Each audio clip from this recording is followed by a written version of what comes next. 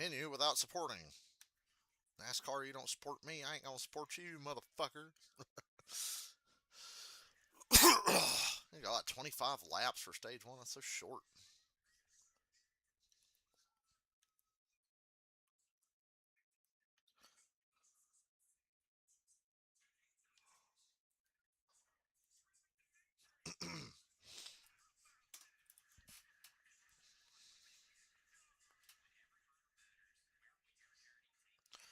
It's the NASCAR O'Reilly Series at the Talladega.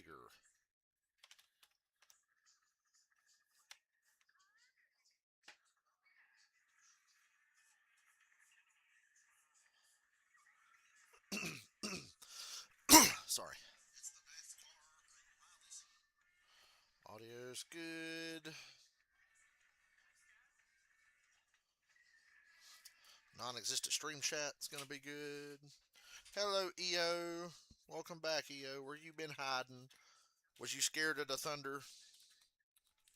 It thundered and rained a bit here. So I think little EO was nervous.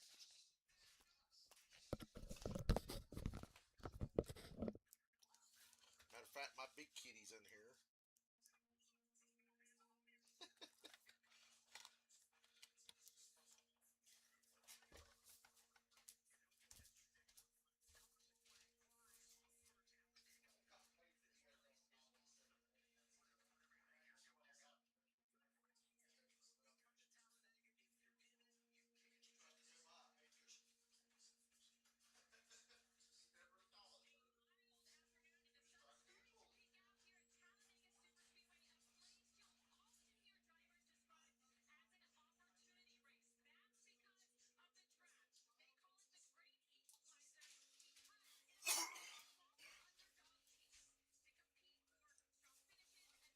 Okay, turn my damn TV up.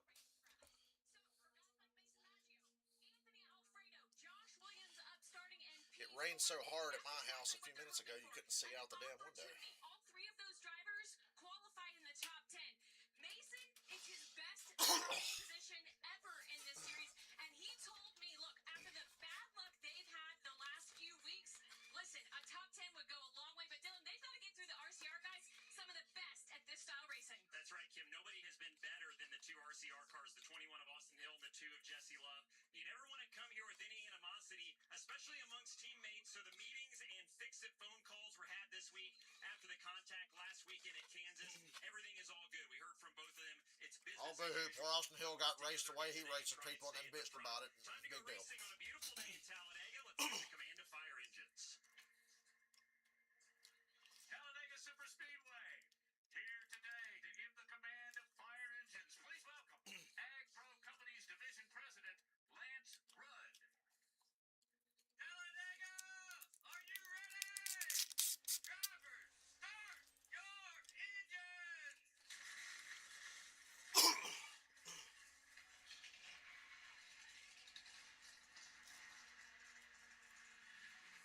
Alrighty, we are officially ready to go now. Race number 11 on the season. And how about this? No overtime finishes yet this season. We'll see if that continues.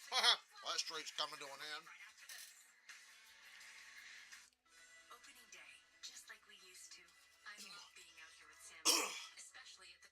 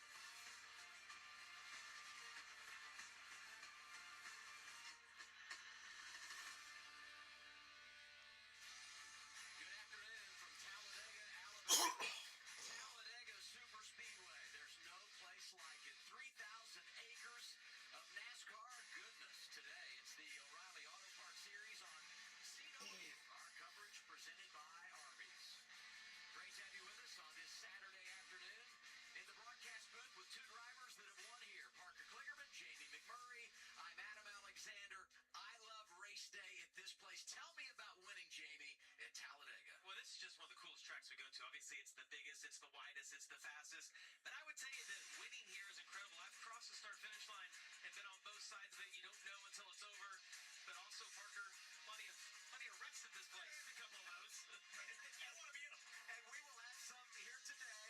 It's part of that whole, if you're in it, you can win it. Just stay out of the wreck, be there at the end. And one driver that has perfected the draft when it comes to the O'Reilly Auto Parts Series is Austin Hill. Got the sweep here last season. He's the favorite today. If not Austin Hill, who beats him? You going field or that 21? Well, he's got 11 drafting tracks. Going for 3 in a row, as you said. But I believe if you're amongst this field, you have to actively work against him. Because if you let him get control of these packs, control of these races, he's incredibly hard to pass. He's incredibly hard to beat.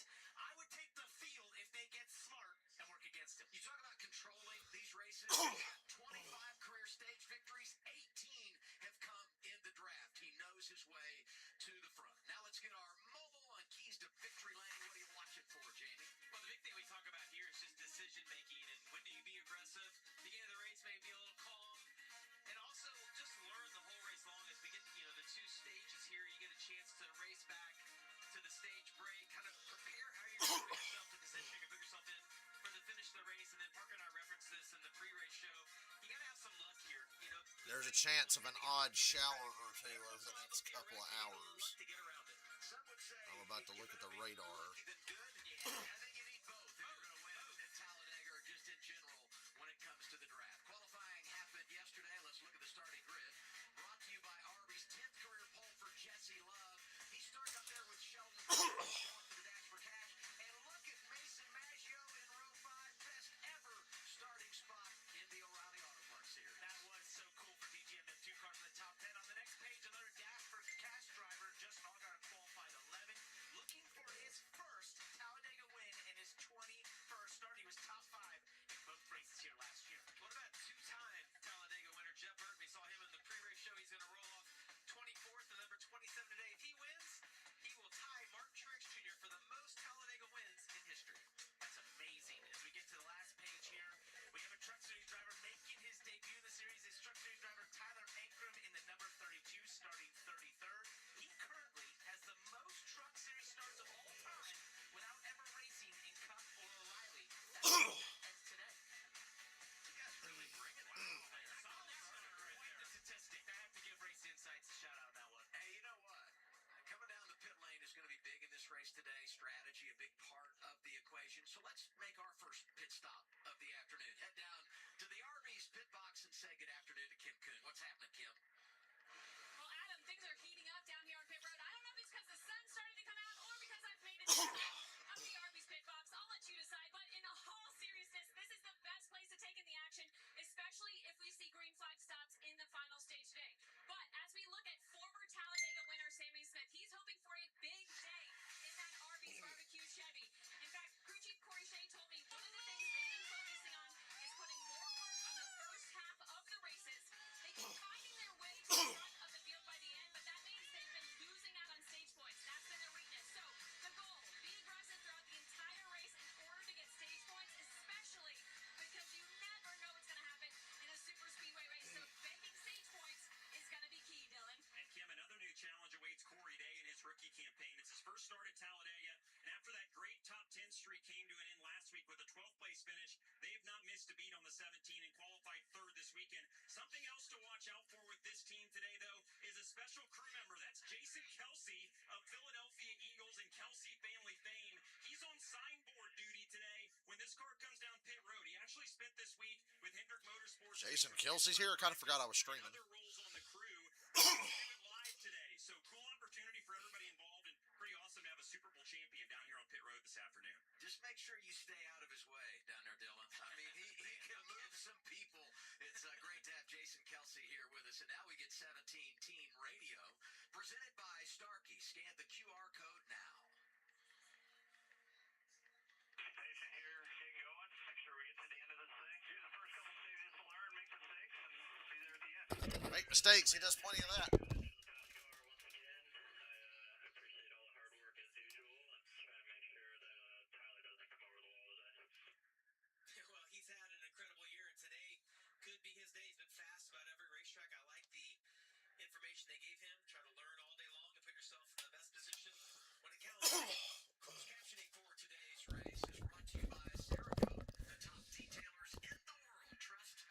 Here alone on another Saturday afternoon. O'Reilly Auto Parts Series started racing here in 1992.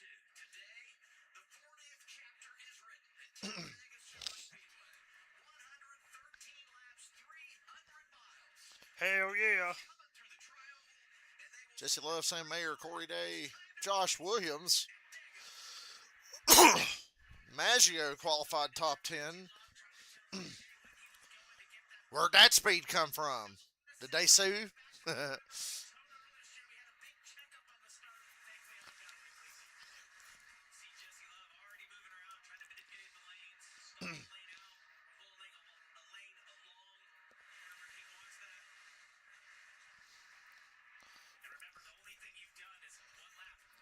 Oh, and there's a wreck. Patrick Starpoli, shockingly, only about a 2-car wreck. I think Tyler Ankrum was in that.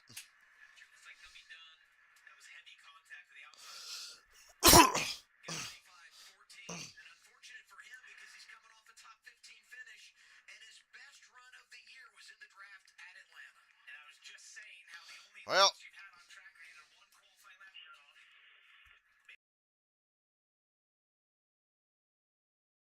David Starr has a lot of damage, and Starpoli's done for the day. Fun fact, David Starr has more truck wins than Noah Gragson. David Starr, you saw there in the 42. He got some damage. David with over 500 career starts in the top 3 series of NASCAR. Other end of the spectrum, the rookie Patrick Starr into the wall. Yeah, you see the car just go Ow. sort of wiggle there. I think that's Just a bad bump. behind him. And I think if you look at where he was getting hit in the left rear. That's usually not the way you want to get bumped at all, but he was most likely checked over somebody else front of them. And this is sort of that accordion effect. Well, now he can go back to the bus and watch my live stream. He'd be the only one. Not to get pushed, potentially. And I'm saying that because I just know in that feeling there, especially the farther Yeah, the ARCA guys did a better job than this. Come on now. there's some unwanted pushing happening, especially early on. That ARCA race was actually good. I had it on while I was playing video games, and great finish. Andy Janikowiak, or however you say his name. With Jeb Burton able to sneak through. Also, Taylor Gray qualified outside the top 20, going for the dash for cash. Last week's winner. He was in position to get a ton of damage. He had to go from the high lane to the low lane and avoid any contact. It did appear. Caution, lap 1 in Talladega. It's the O'Reilly Auto Parts Series on CW.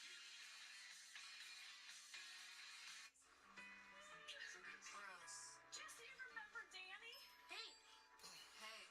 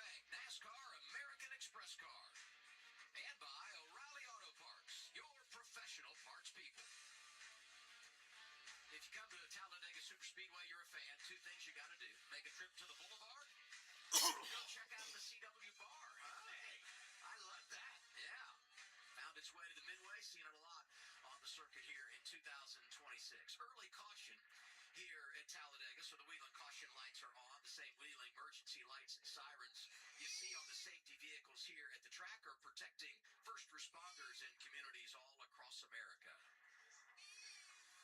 So let's see what happened back straight away. Yeah, I watched the ARCA race, actually. I was impressed. A little bit of luck, but a lot of skill. Nearly won it till he decided to just ram somebody below the yellow line. Should have been a black flag, but I'll allow it. Look at all these cars. Taylor Gray barely get by. We rode on board with Jeff Burton. We saw his perspective of that. We're really fortunate only to have 2 or 3 cars with any damage here. Unfortunately, Tyler Ankrum in his first O'Reilly start gets a little damage there, but popped it right back out, these composite bodies. So I think he'll still be able to run today. What a long wait for these guys to do qualifying yesterday, sit around all day today, and then make it one lap, not even a whole lap. It's part of what makes this tough is that you just don't get that time in the car with the lap, with no practice. Tyler Ankrum, ain't this his first O'Reilly Series race? And he got fucked on lap 1.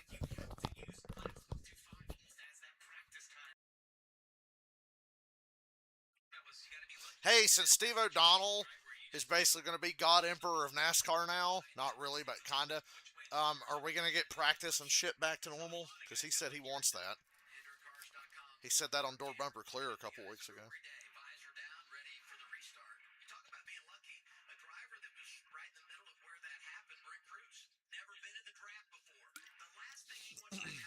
Excuse me. I can't believe I sat there and watched that whole ARCA race. But I was entertained.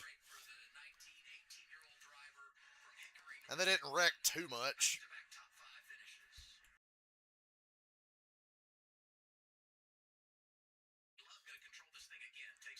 So they got halfway down the backstretch before the first caution. NASCAR, to their credit, got this caution done fairly quick. Usually would be restarting on like lap 7 after a lap 1 wreck, but we're coming to the green for lap 5, so let's praise NASCAR for making this caution quick. They know they'll get plenty more chances later.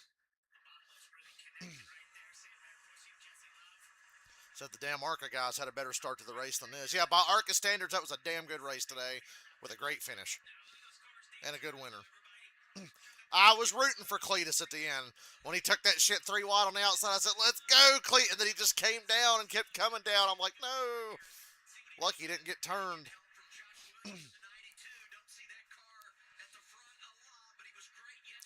Yeah, we don't see the 92 at the front a lot. It's not going to last long. The whole field's splitting him now.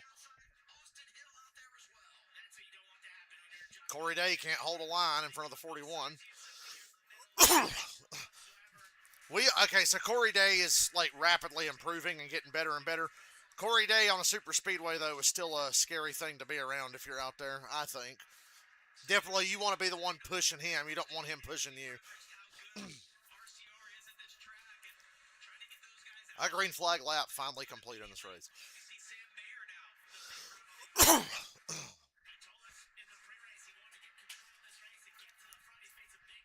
20 to go in stage 1.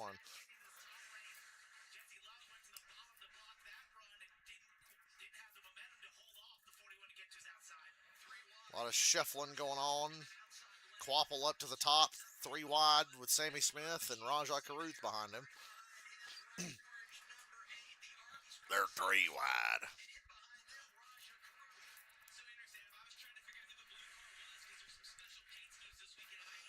Yeah, I'm having a hard time picking out some paint schemes. I was like, is that Quapple? Yeah. Is that Sawalich? Yeah. A lot of blue cars.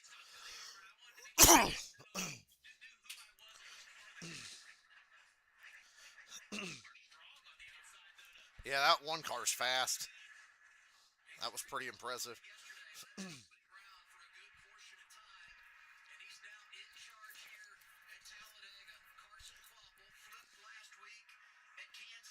Yeah, this just ain't hitting the same. These need to be electric SUVs. You know what I mean?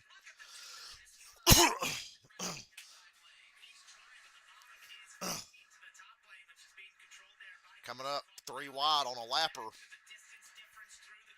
Please don't Kevin LePage this deal. That's the four. I can't believe that 48 still running. I said he was done for the day. He's still running.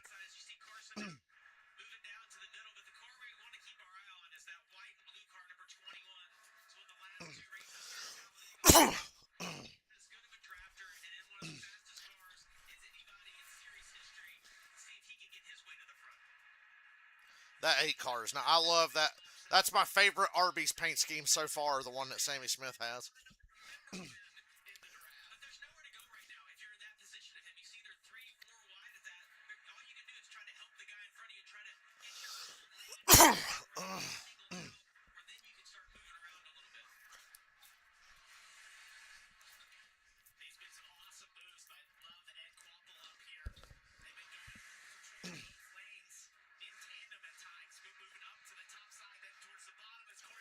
Boy, remember when I said you don't want Corey Day pushing you? You want to be the one pushing him because he's got a fast car?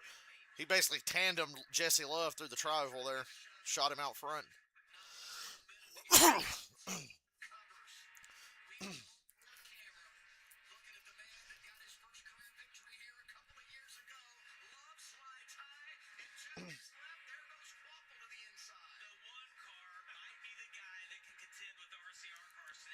Quaffle's made some nice moves and he's fast. I just hope he doesn't end up like last week. You're more likely to do that again this week than you are to probably finish the race.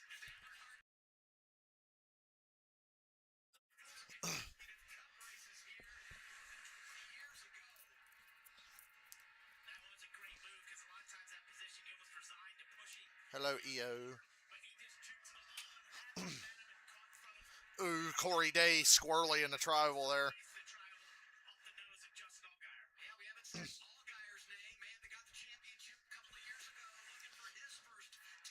Fastest lap of the race goes to Tyler Ankrum, 1 lap down at the tail end of the pack with some damage.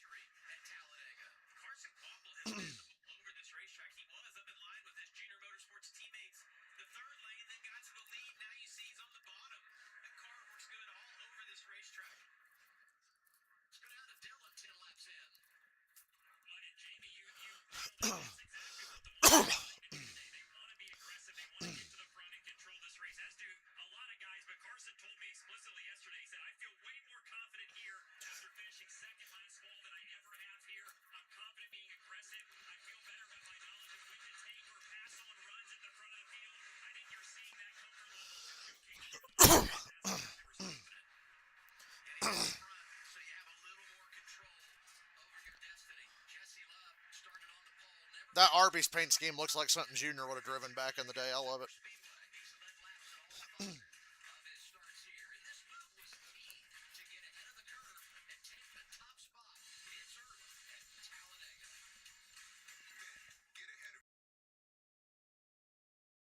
They're talking about crooked wieners again on the race, making me uncomfortable.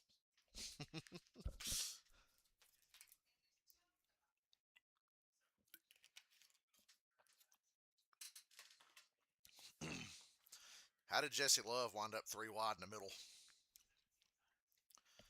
Man, Quapple's got the car to beat, I think.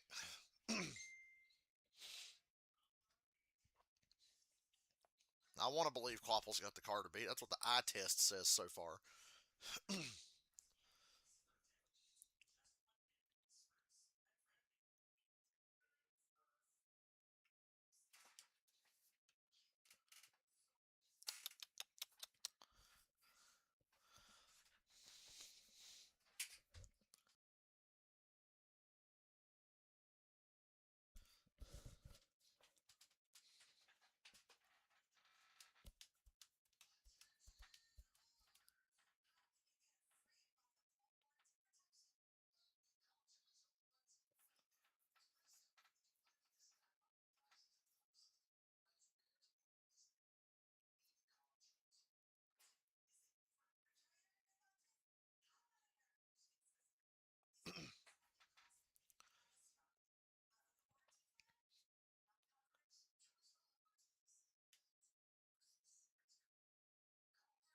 Joker.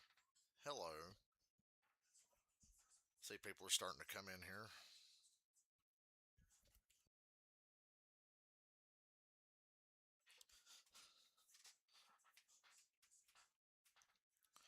Another day spent watching cars turn left. I remember you. I have so few people in this channel. Of course I remember.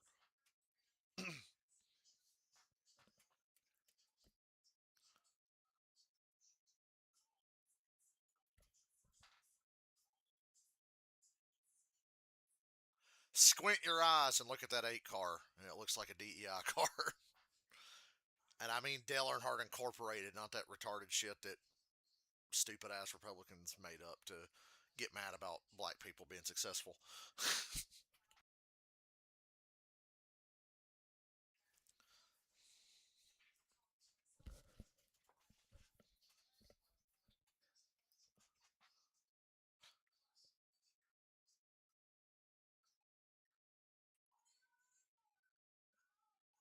It has been a while.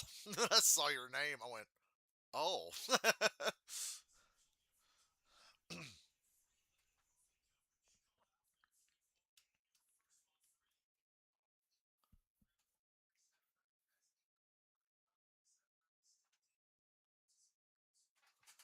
me look at lap times. Oh, hell, my leaderboard ain't even updating. I've had y'all sitting here looking at the starting lineup because the stupid ass leaderboard ain't updating.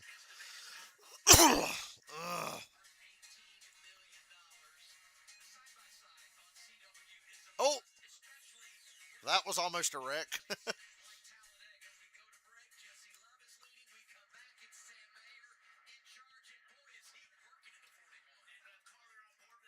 Allgaier about turned to 17.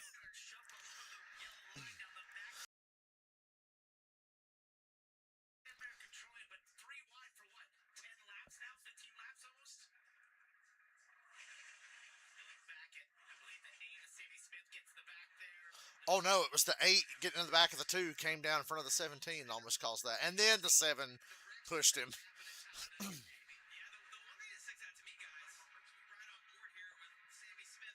Close call.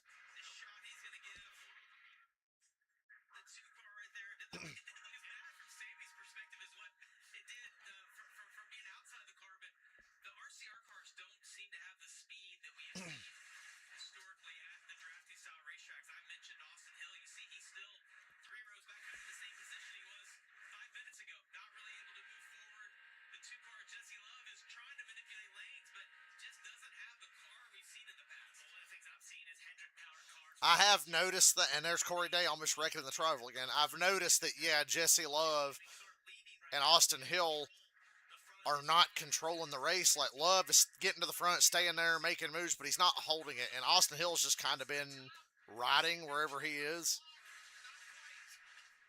I would have figured he would have scooted right up to the back bumper of the 2, and they'd run off with this thing for a little while.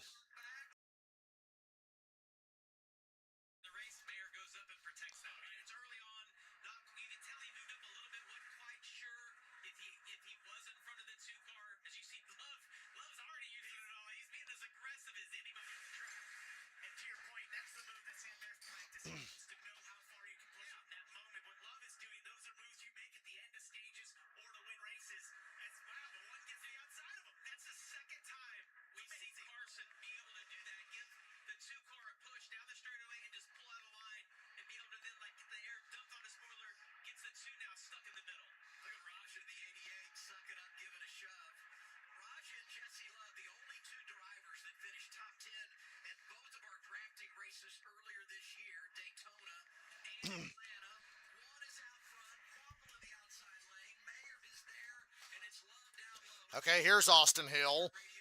Finally got down to the bottom and behind Jesse Love. Now we're going to learn what the RCR cars really have. Allgaier says he doesn't really know what to do when he's behind the 17 because he's loose as hell.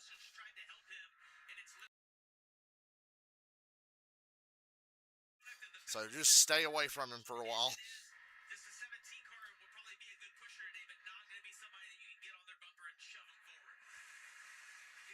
Yeah, but I don't want the 17 pushing me either, because he'll fucking wreck me.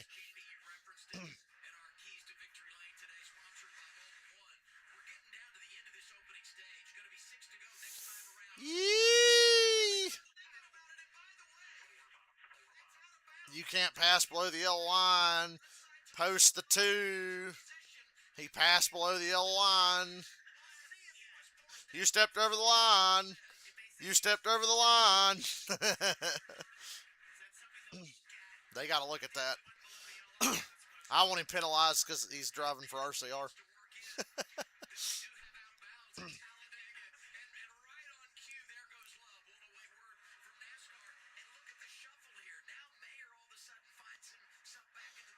Penalize him because the 2's got to him now, or the 21's got to him now.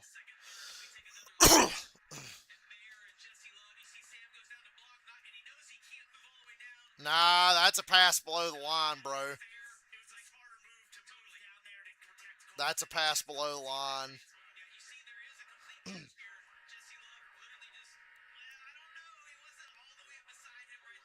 He passed below the line.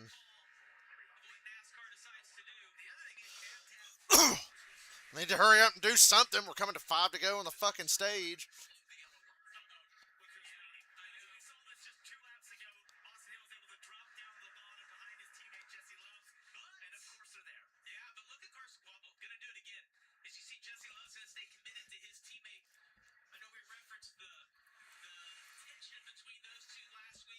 So they're really not going to penalize the 2 for passing below the yellow line? Really? Why? He passed below the yellow line. The 41 didn't make contact with him and left him a lane, and he still went below the yellow line.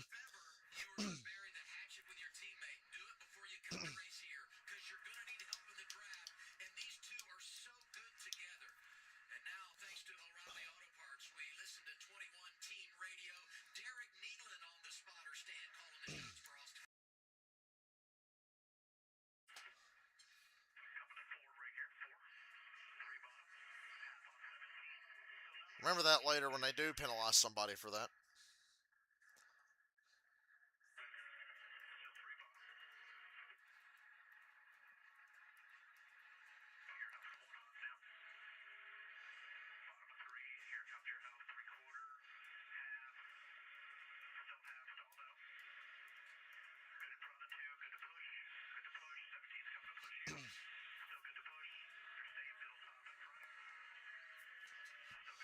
Quapple, get down in front of the 2. Ah.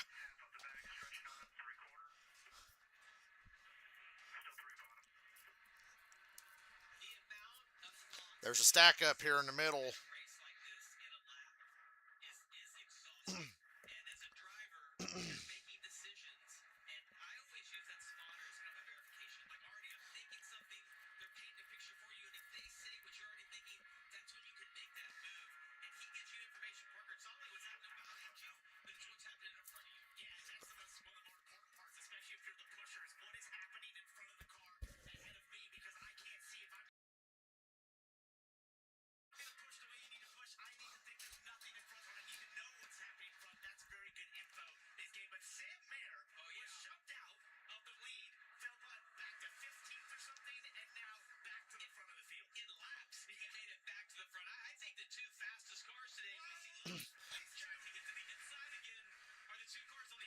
I don't want to overlook Mayer, but I really like Quapple. 2 to go.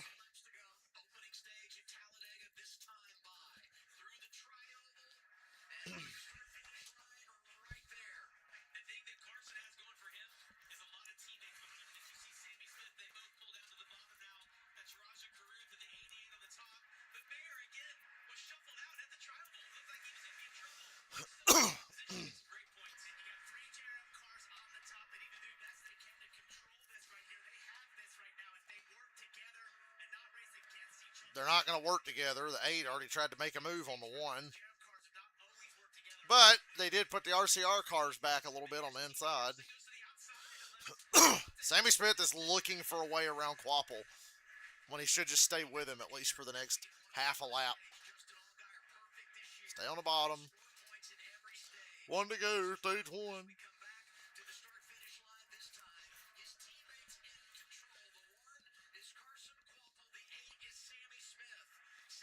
See what shuffling goes on here.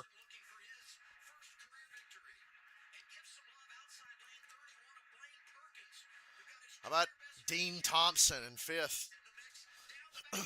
There's going to be a hell of a run coming from this outside. It ain't quite formed up on the very bottom yet, but on the third lane, there's a big run coming. Bottom looks pretty bad right now. Middle's just stuck. The momentum's on the top. Jesus, Sammy. I think Sammy's run might stall out before he's able to get clear of the one. Yeah, he ain't got no help, and he couldn't get clear. Well, now he might have help. Here comes the 00. It's a drag race.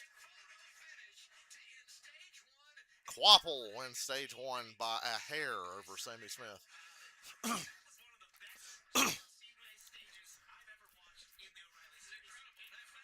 That's incredible. Quapple, Sammy Smith, Creed, Rajah Caruth, top 5 stage points. Dean Thompson, 5th. Quapple needs to make up points. They got fucking wrecked last week on the second lap. So a stage win's a big deal for them.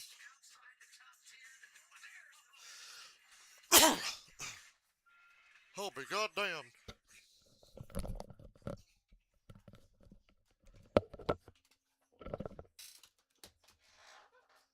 As soon as I stop dropping my remote.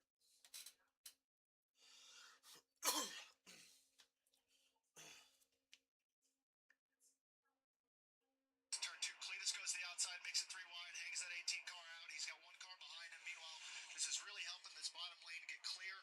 And Isabella has a really massive lead with Gus Dean delivering a big push. She'll have a big run all the way to Isabella's back bumper. Does she have too big a lead, though? That's the key.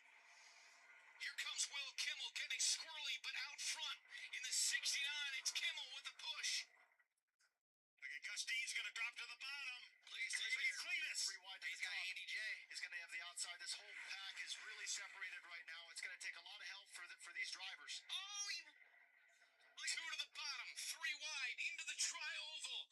3 wide here. Cletus with a 71 coming along the outside.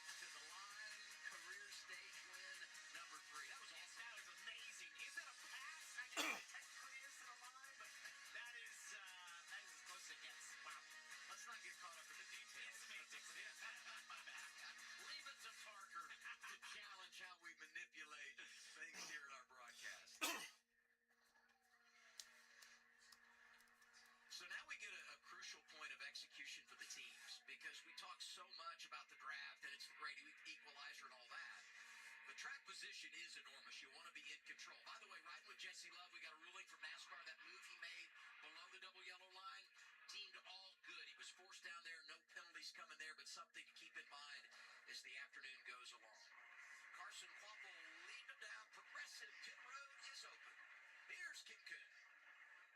And Sammy Smith driving some of those coveted stage points, finishing P2. He said, balance okay, a little squirrely in traffic. He said, pretty good, it's drivable speed, though. 8 out of 10, I could use a little bit more. Stick to the plan. That plan, 2 tires, but looks like maybe an issue right there.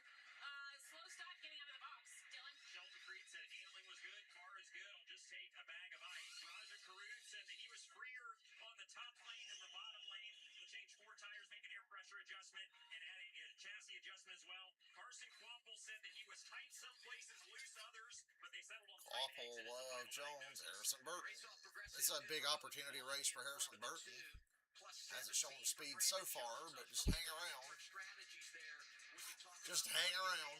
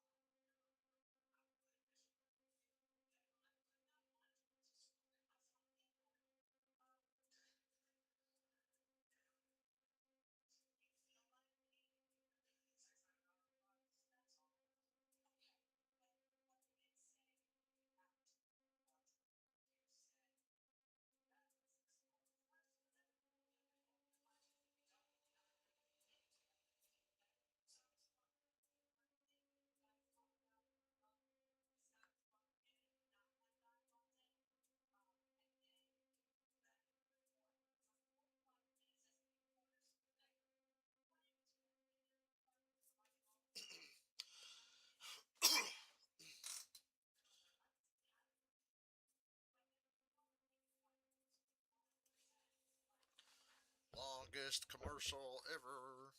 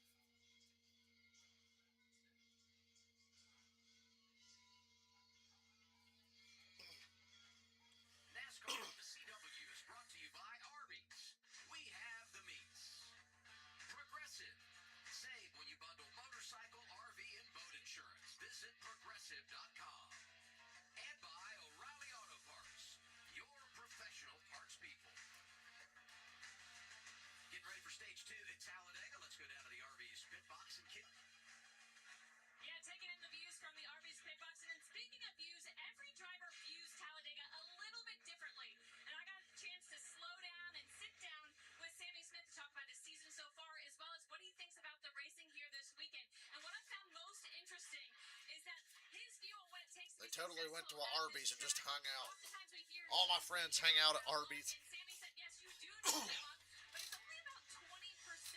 The other 80% about having a good day here at Talladega is your preparation and your skill. He's hoping the prep and skill he has result in a second career Talladega win. However, a slight hiccup on that last pit stop. We saw him late out of the box, so let's take a look back at the pit stop. They did take 2 tires, no major adjustments, so you'll see that pit stop here. He just did not get the car pointed in the right direction, taking the blame. Let's listen to Starkey in-car communication from Sammy Smith. Yeah, that was on me. I saw it too late and did a bad job getting pointed out, so I'll be better next time. Well, the point is everything. If you can get the nose pointed out when you dump the clutch, you're already going the right direction. When you're pointed the wrong way, the car tends to leap forward, and there's a car in front of you, and there's just nothing you can do it. Yeah, so you see he's pointed this way, right? What he really wants is his car to be pointed this way. Getting out of the box to your point. And the way you do that is you have to prep the brakes a little bit. You have to get all those things heat up. Remember, you're not touching those that often in the draft, in the pack. So under the caution laps there, you sort of prep the car to get slid into the box correctly so you can exit. It's as important to exit as it is to get into the box correctly. And the one thing that's tough at Talladega is, first off, the pit boxes are slick, but you're also going so fast on the track for so long that when you get to pit road, you feel like you have slowed down enough, and then you go to stop in your stall, and you're like, I've overshot it here. Getting ready to begin stage 2. And you look at the victories this year for Junior Motorsports, the one car number that's missing is the 8 of Sammy Smith. The kid talked about the fact that he won here at Talladega a couple of years ago.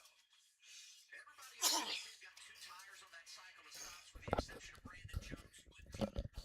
Everybody doing the NASCAR 25 strategy, 2 tires. Look at Harrison Burton on the front row with Carson Quapple, who won stage 1 in a photo finish. Up there, Harrison Burton has got stage 1. And in good position on the restart. Get the shove outside lane from Austin Hill. But Austin's done a great job to stay locked onto the rear bumper. You see the momentum they're going to have. Carson's all by himself on the bumper. And speed on the outside. You're allowed to do that. NASCAR just wants you to detach right about there, basically, before you get to turn 3. But look at the run Quapple's got. He finds the inside of Austin Hill. And he out to the outside lane, got a shove from his teammate, went back to the inside. Now he's going after the lead. Well, the one car's just not content, and his car is so fast he doesn't have to be. He can pull out. It just looks like whenever he wants and be able to get back to the lead. It's very similar to what we've seen out of the RCR cars. Ooh. 8 car trying to hang out the 21. Good man. Good man. Bad news is there's a middle lane coming. The 21 ain't going to go back far.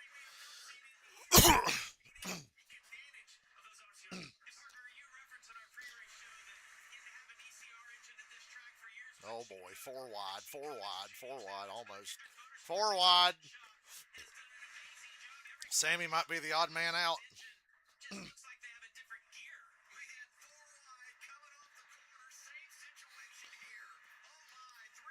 Oh my. 4 wide is unthinkable.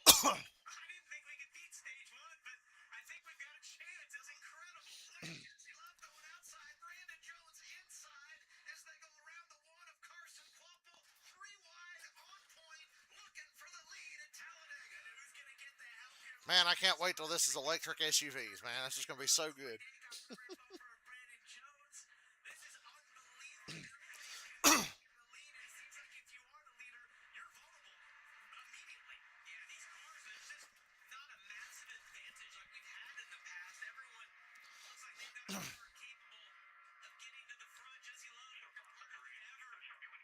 With his spotter trying to block these lanes, but he just can't hold on to it for more than about a lap. How can you block these lanes? The lanes are ginormous everywhere. Ginormous. He said ginormous. From the dash for cash, the driver from New Mexico qualified outside the top 25 yesterday, but he's EA Sports, he's in the game. Burton doing a great job of not getting too aggressive. He's had massive runs off the top of turn 4, but do the trial ball right here. The cars are not loaded up as much because there's not as much banking. So you have to be very careful pushing there. I think later in the race we'll see guys be more aggressive. Harrison's done a great job though, just getting them over and moving them forward. And this is a big run for Sam Hunt Racing, Harrisonburg. We've talked about their struggles to start this season. This is the type of race that you look forward to in their position. They've had a tough start, but a day at Talladega like this, run up front, you never know what might materialize, but keep yourself up front is a great place to start in terms of having a better. Oh no, Austin Hill's leading. We're going to step away, but we'll keep you side by side as we go to break. We look at the Arby's leaderboard, a familiar scene out front. Why'd he say it like that? Leaderboard. Is my leaderboard still working? Yeah. Took it 10 laps to start working today, but what is Rajah Caruth doing?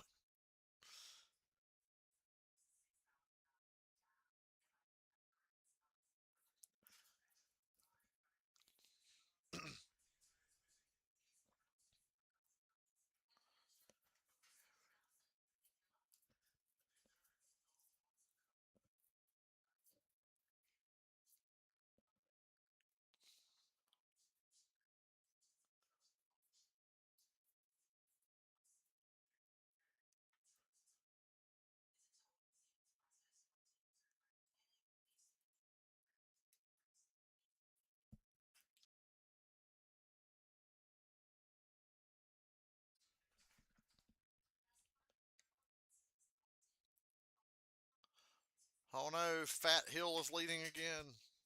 Somebody stop him.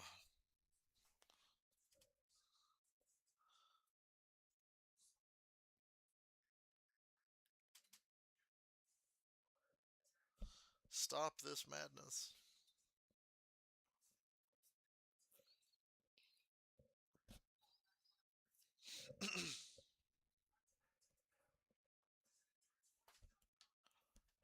Yeah, you gonna settle down now that the 21 got the lead?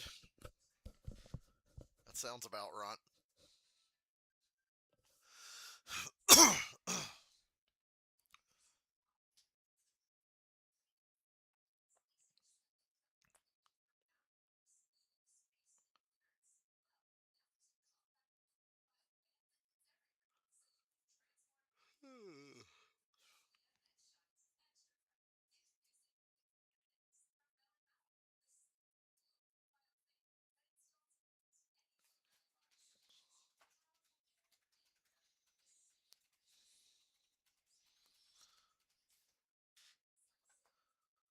Oh, Sammy. I thought he was gone. He's not letting that 21 lead. Yeah, Allgaier, go with him, man. Sit there and run behind the fucking 21. About time you do something right.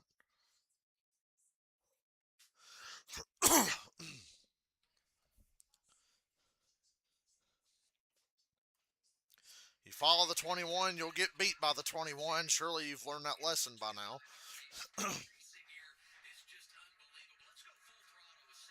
There's Jeb Burton. Dean Thompson having a career day.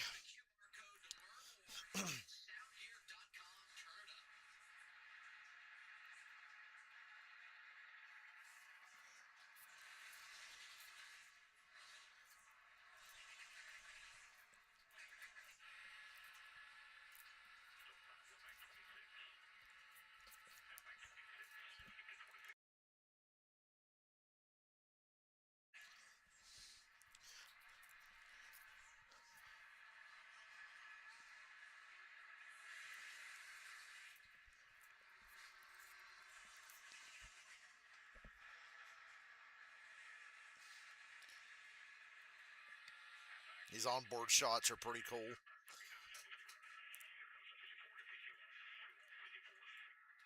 to go, stage 2, Sammy Smith out front. Hardest part of Parker Nutt's day is to stay quiet during the full throttle.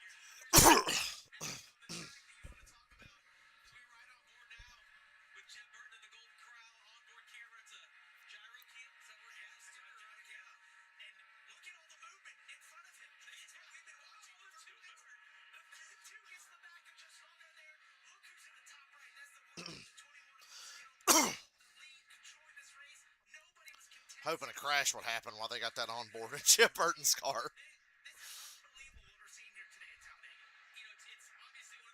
They're so racy. Ooh, heel. Stay with your teammate.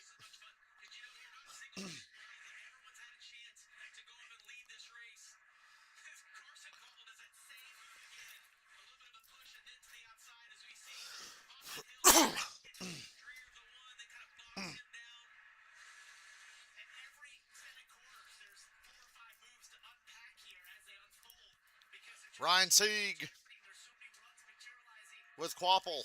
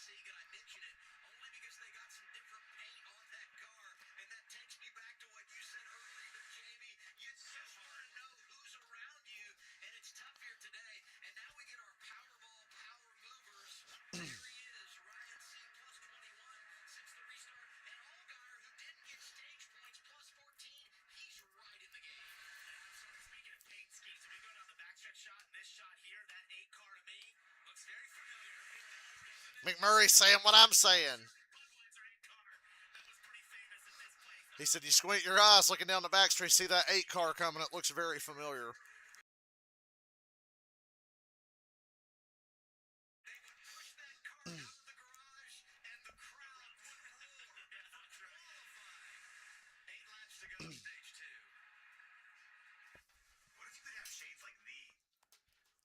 Talladega BR.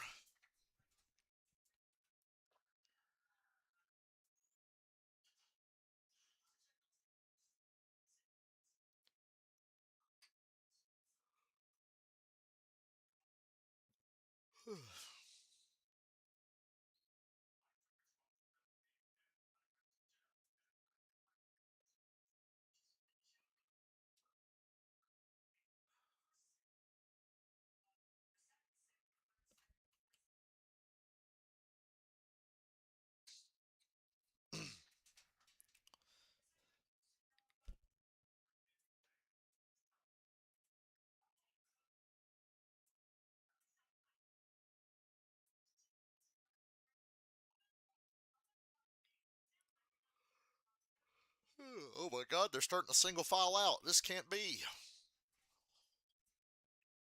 Where's my 8 long racing?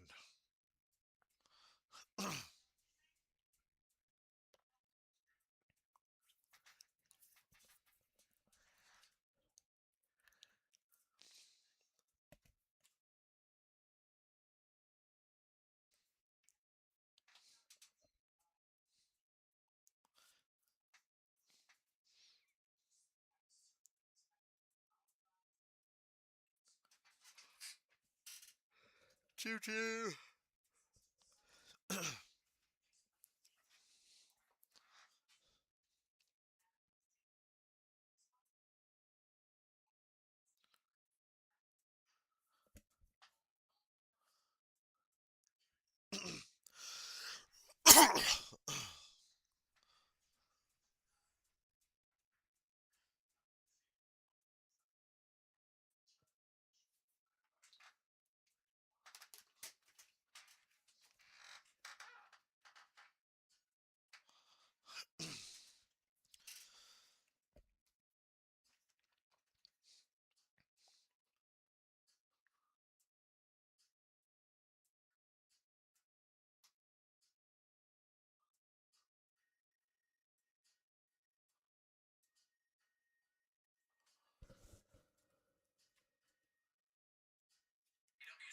Talladega, Alabama, with Jamie McMurray, Parker Clickerman. I'm Adam Alexander. Kim Coon, Dylan Welsh on the pit lane. And Carter Metz hanging out in the CW garage. Inside of 5 laps to go, second stage. Quapple out front. Yeah, Parker jinxed us. He talked about Dale Jr. 5 to go and a single foul. Sabby Smith's like the only guy left fighting a good fight, saying, no, don't get single file.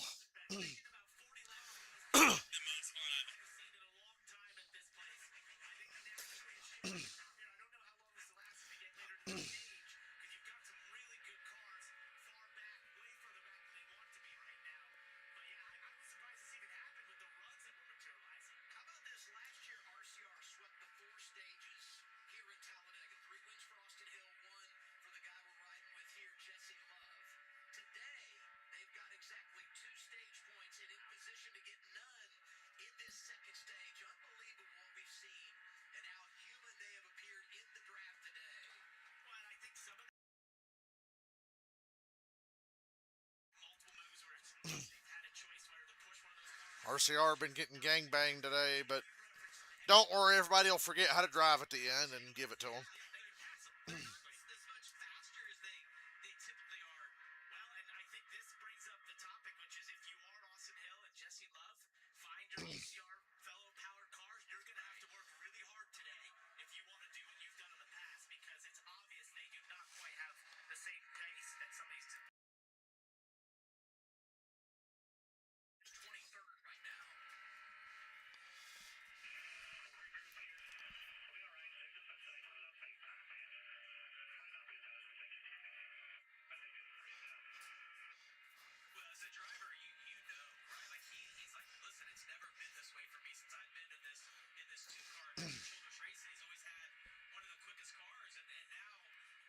Well, it's fast. It's just too loose.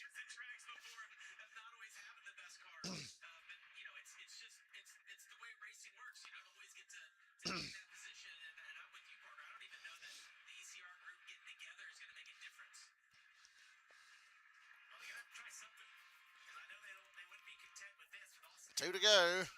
Quapple, Allgaier, Sieg, Sheldon Creed, Dean Thompson, Parker Retzlaff, Rajah Caruth, and Jeremy Clements.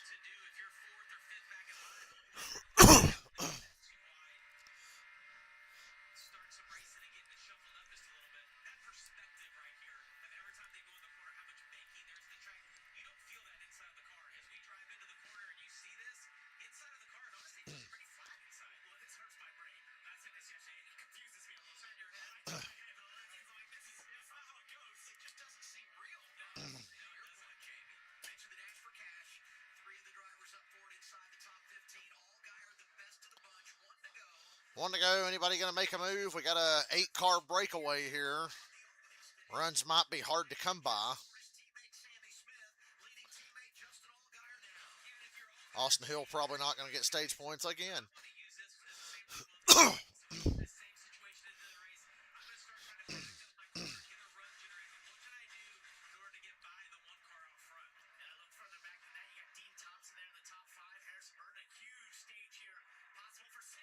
Austin Hill passed below the yellow line. Austin Hill passed below the yellow line. Allgaier makes a move for the lead. Seat goes with him. They hang Quapple out. Quapple, no help. Everybody went with Allgaier. 39 trying to back up and make a last-second run. He's going to get there, but not enough. Justin Allgaier went stage 2.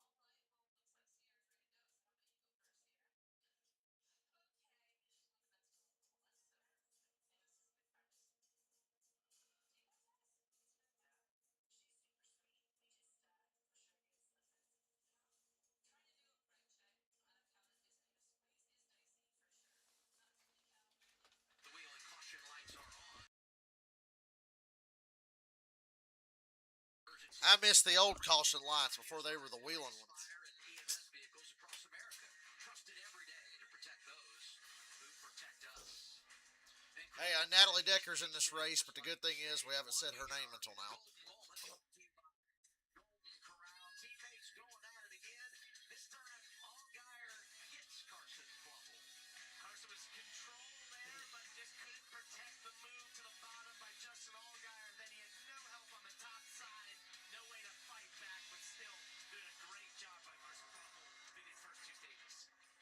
How about Dean Thompson, top 5 in both stages, first time in his career. Both Sam Hunt cars getting stage points in both stages today. Harrison Burton has delivered. For Justin Allgaier, career stage win number 4 at Talladega, also his 4th of 2026. Now you have to execute on the pit lane. We talk about that small bobble for Sammy Smith the last time around, and we've seen what being in control means in this race. Quaffle today has led 22, 12 for Jesse Love from the pole. Mayer led 7, and Allgaier's led 4 laps here today. And he's in charge as we anticipate these pit stops.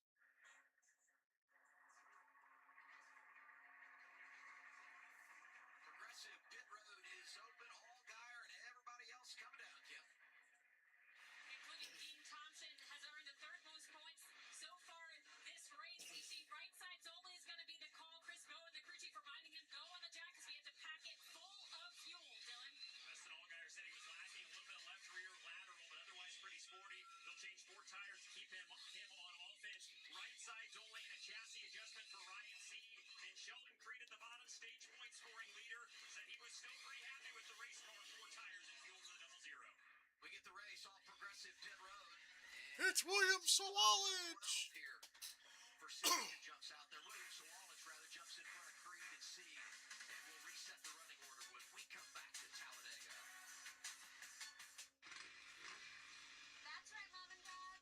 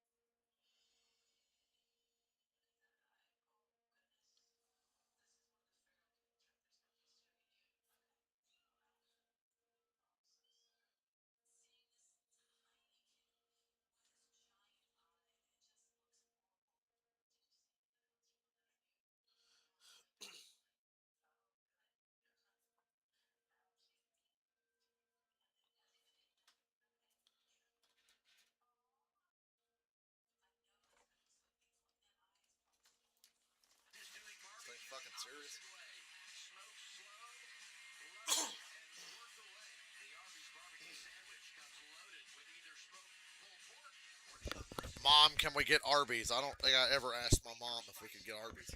But that smoked barbecue looks good in the picture. I guarantee you get it from there. It doesn't look like that. Or taste like it looks in the picture. Let's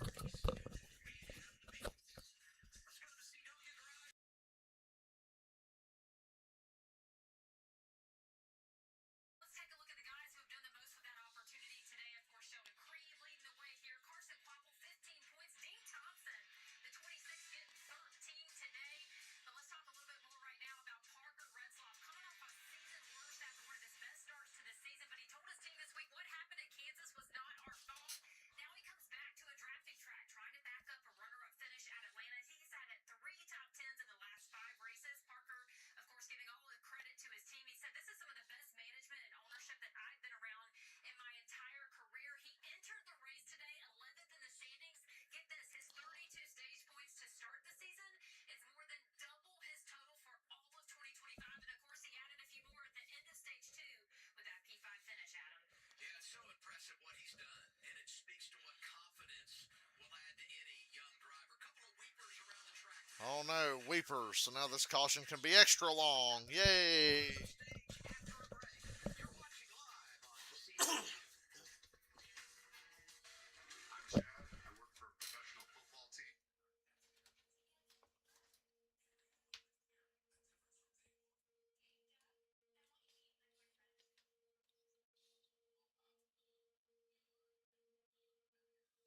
Need to be more respectful. We need consent. I'm sick of the defense of people's treatment of talent. These women are getting stalked. They're getting stuff sent to their homes. They're having people show up at their homes. Sonia Hill had a guy break into her home while she was there and try to abduct her. Like, we have to take into account the safety of talent, the safety of women. I'm tired of the Epstein files. I'm tired of Harvey Weinstein defenders, Vince McMahon defenders. It comes down to consent. While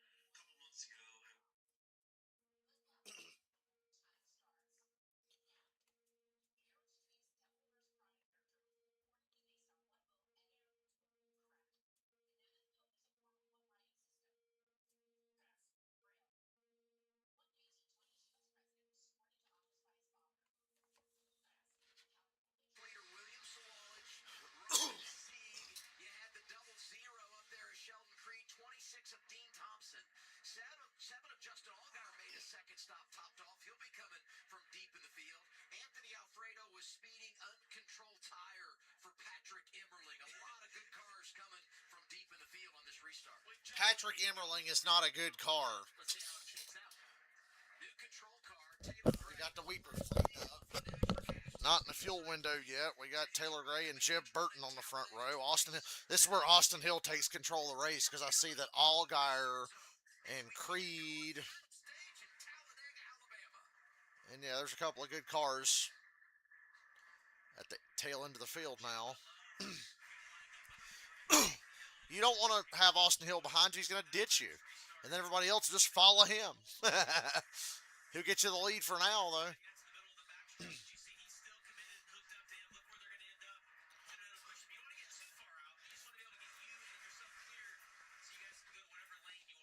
Well, we've made it to stage 3 with only one wreck so far.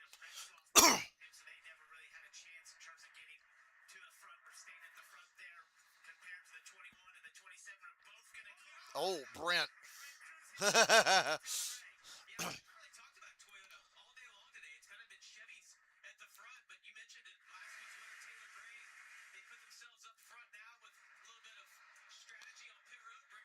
They poor Allgaier back there with nowhere to go.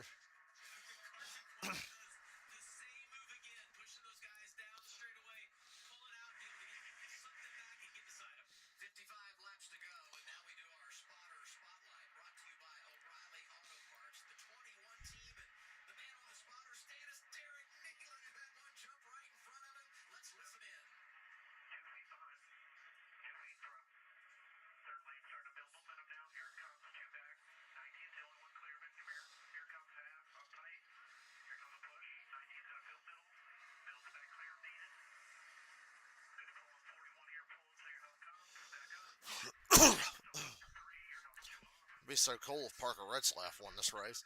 He deserves it.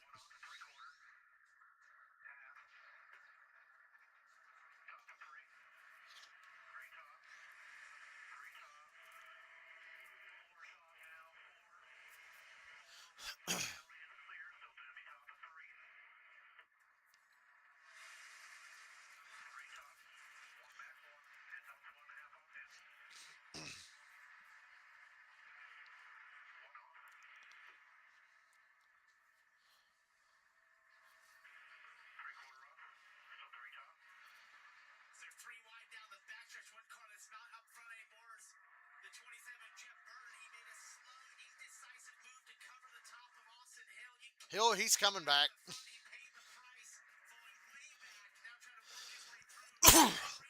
Why does he just get to the inside of Carson Quality? One thing I love about hearing Derek Nealon right there talk, though, is the tone of his voice and how calm he was. The spotter can get you fired up or bring you down, and I like how it's just very level-headed. He's just talking to him like he's a friend sitting next to him. How about Brent Cruz, second place in that 19? Had never seen Talladega in the grab prior to today. He just continues to check every box. Back-to-back top fives. No practice last week in Kansas. He finishes in the top 5 there and getting it done in the draft today, pushing around his teammate Taylor Gray. And last week he was racing against Larson, or 2 weeks ago, Zilich and Larson for the win at Bristol. Last week you mentioned he'd never been to a mile and a half, was incredible there. Now never been to a super speedway. Up at the front, this kid. Oh, you just now saw the WWE victim list? Yeah. The ones that surprised me were Kyrie Sane and Aleister Black. That really surprised me. Considering Kyrie's in an ongoing storyline and Aleister Black's not even been back a year. So, that surprised me. I guess the White 6 thing surprised me, but I mean, where was that ever going to go, man? Like, they obviously didn't care. Not the White 6. The company obviously didn't care. And it was a dead end. Kind of surprised they fired all of them. Except they didn't fire Dexter Loomis. Did they fire Dexter Loomis? Because they fired Bo Dallas and Nikki Cross and Joe Gacy. I can't remember if they fired Dexter Loomis or not. Would have been weird to just keep him, though.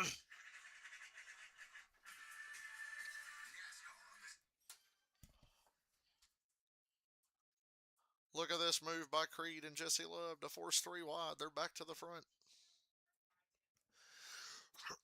Yeah, Carlo, Corey, calm down.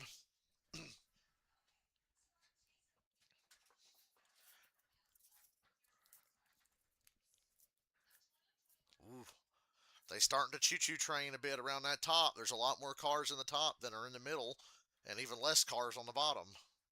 And Austin Green is leading the choo-choo train. And he goes all the way to the bottom for some reason. He's going to regret that here in a second. Potentially, if he doesn't choose to go back up.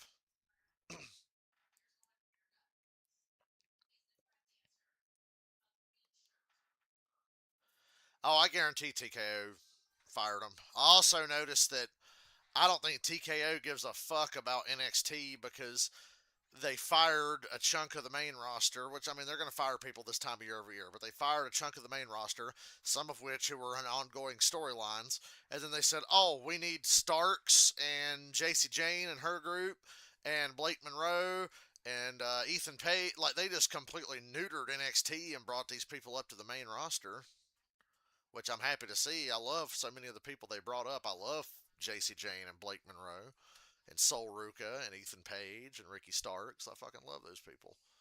But damn, they kind of left NXT with their fucking balls hanging out.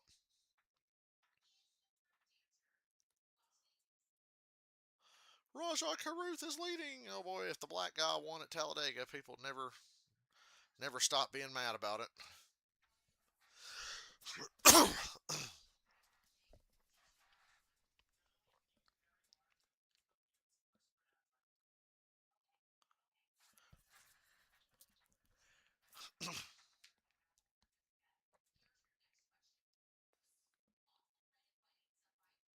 Zelina Vega said when you get a call from the office, it usually comes from Stanford, but she said this time it was straight from TKO telling her she was let go.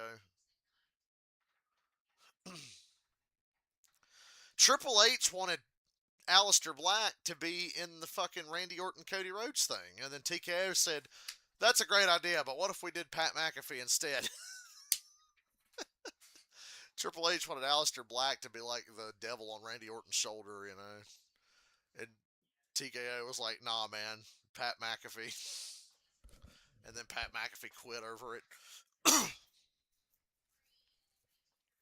Tough fucking business, man. Tough fucking business.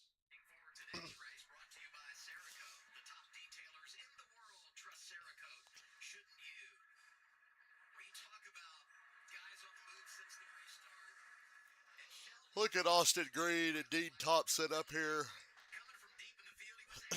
This is such a good race. Good racing, good racing.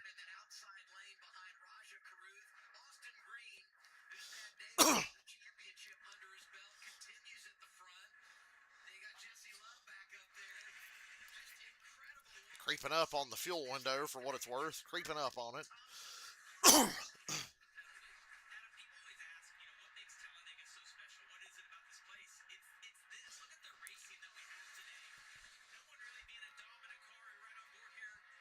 There are no clear-cut dominant cars. But I really like Quapple and Mayer and Jesse Love. Those would be my top 3 cars. But really, anybody in this lead group can win it. Hello, EO.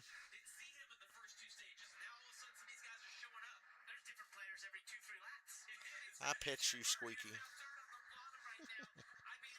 You're a squeaky kitty.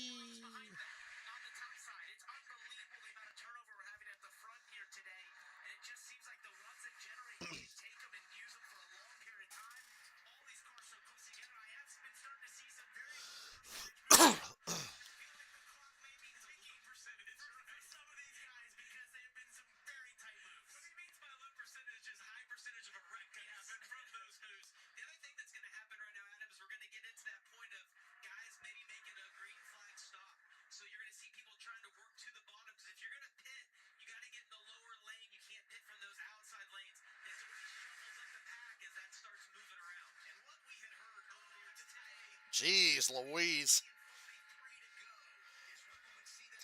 Jesse Love was almost in Brent Cruz's passenger seat there.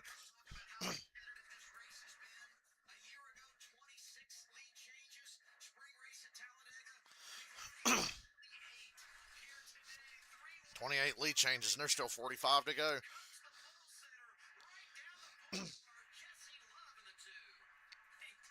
Allgaier and Love are back up at the front now. Austin Hill's right there with them.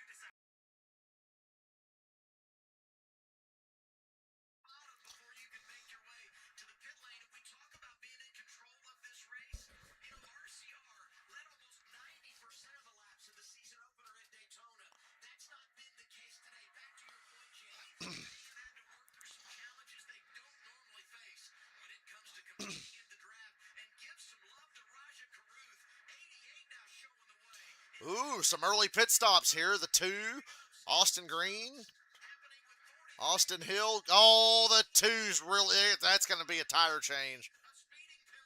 The two either sped, or if they were planning on doing two tires, they're going to have to nix that. He flat spotted the shit out of them.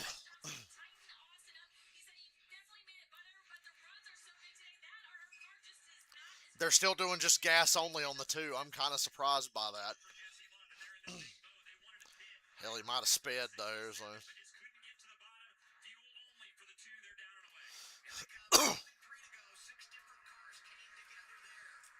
Right at the edge of the fuel window, but should be good.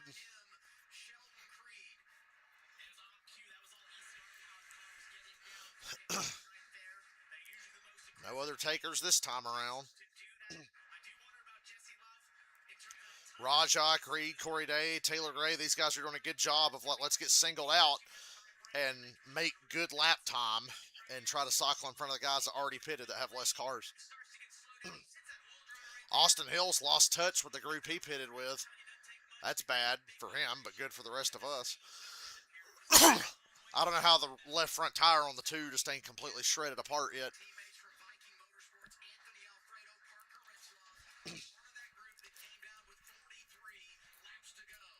We need this to stay green because Austin Hill lost his group.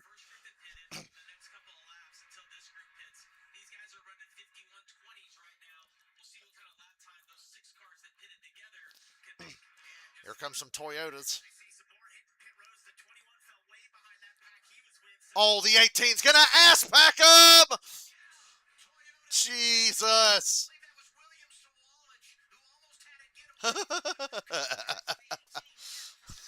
Holy shit. He almost looked like Chris Wright at Daytona that one time.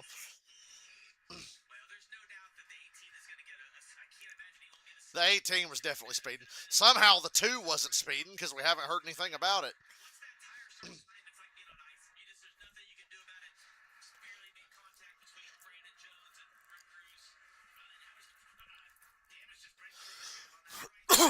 Yeah, I'd say the 18 was speeding. Look at how far he came out ahead of everybody. What you ought to do then is when you speed in, you might as well go ahead and speed out. I saw Kyle Busch do that once. He knew he sped on pit road, so he hauled ass like a madman off pit road to try to cut down the time he was going to lose because he knew he was already speeding, and they only make you do one pass-through penalty.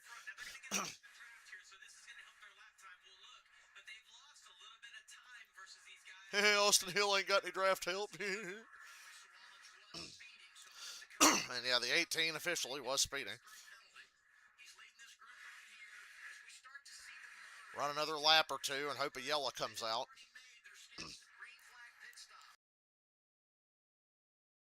Yeah, NASCAR, they've got a thing installed in the Goodyear blimp that can manipulate the weather, and they said we like seeing Reddick and Bubba in the top 5, so go ahead and make it rain.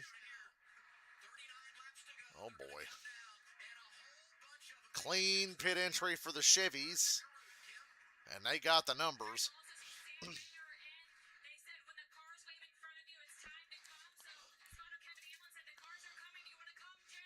Do you want to come? Are you coming? I'm coming. Do you want to come? Roger Carruth that inherited the lead there in that cycle. 4 seconds of fuel is all they need on the 88 right side of the screen. We'll watch it and count it. Here's the 4 seconds for the 88. Strength in numbers. First set of cars that came down, there were 6 Creed, Raja, Mayer, Corey Day, Allgaier, and Quapple. They lead the way off pit road. cars coming down, making But it looks like Jesse Love and his gang, minus Austin Hill, are going to cycle through.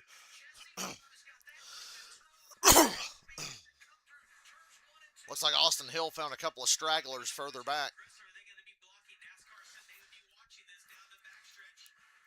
You can move up, but you can't cause a wreck. Quapple! Ah! Oh my God! Jesus Christ, Quapple, all Quapple did was hurt himself.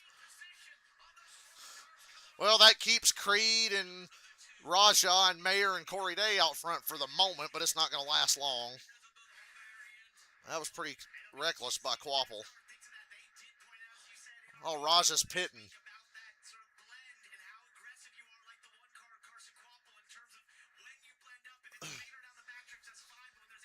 The 88's pitting again.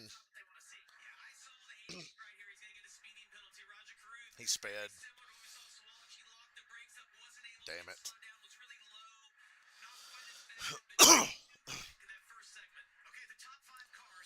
I'm looking in the lead pack for Austin Hill, and I don't see him. So if this race wants to stay green, I'd be okay with it. Because I like Jesse Love. I like Jeb Burton. I like Austin Green. Creed could get another win.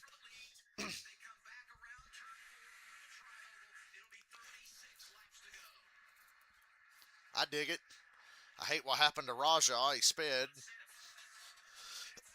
That was the craziest set of green flag stops I've seen in a while.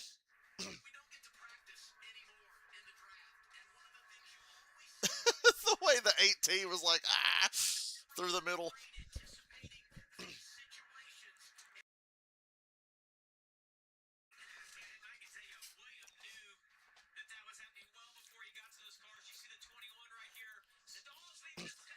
That's why the 21 lost. He stalled on pit road.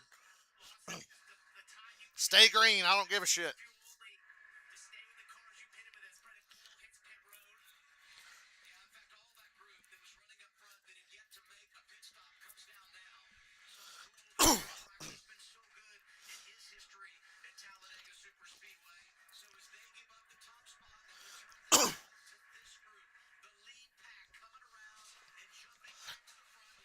A lot of good stories in this lead pack. I don't really see anybody there I don't like in this lead group.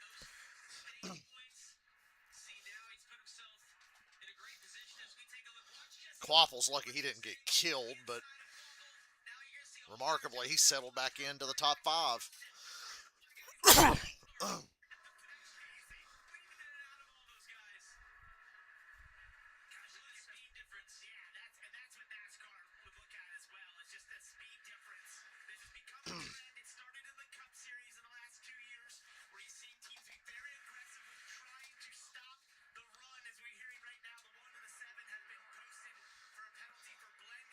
Oh, they're black flagging Allgaier and Quapple for merging in front of the 2.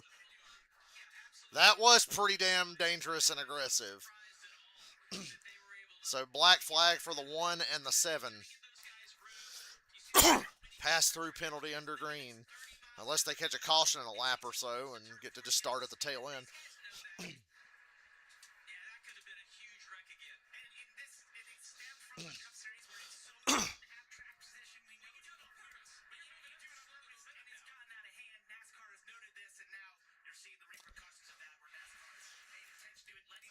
They just don't want Junior to win.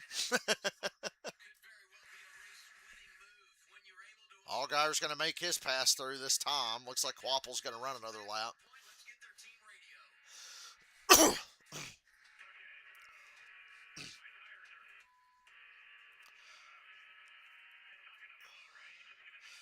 Jesse said, my tires are fucked. Is it going to blow or is it going to be annoying? I remember how he got onto pit road. So now we've got to monitor the tires on the 2 car for his crazy aggressive pit entry. And there's 34 laps to go.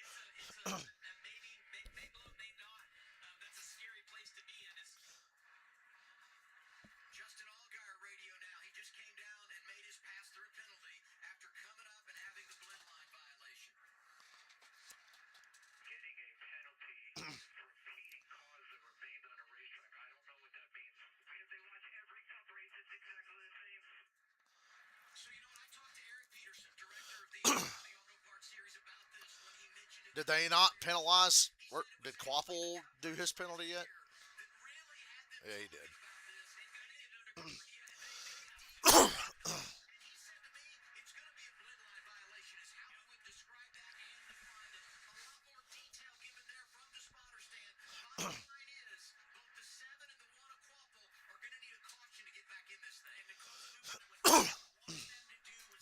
So if there's a caution, that helps them. But if there's a caution, it also helps Austin Hill. So tough call for me.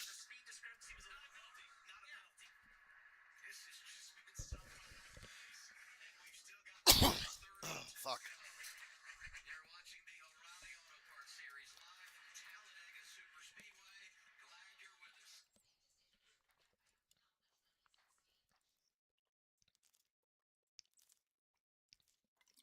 I was thirsty. Forgive me.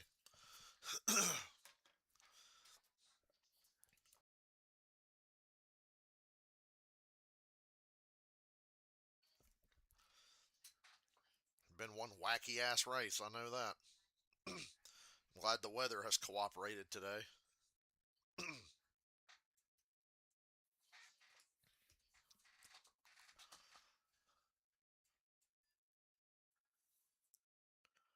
And I'm just as grateful for Austin Hill not being in the lead pack. Do you think if there's a caution soon, does the 2 car pit from the lead just to change tires and make sure they're going to be okay so he can go be aggressive? I know he's leading right now. He's in a great spot, but he said he was feeling the tires, and he said they're not going to blow, right?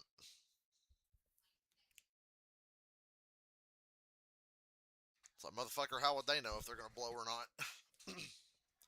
Trust me, if they blow out, you'll be the first to know.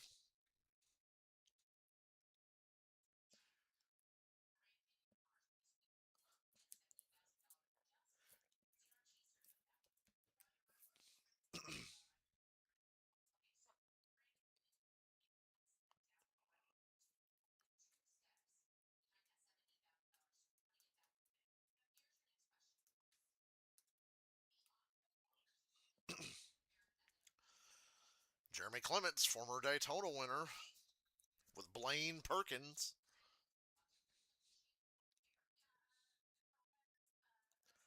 Lead pack's gotten a little smaller.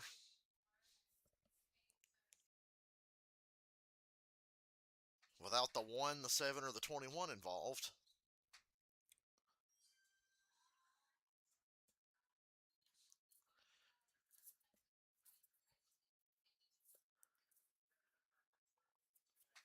Oh, what a block.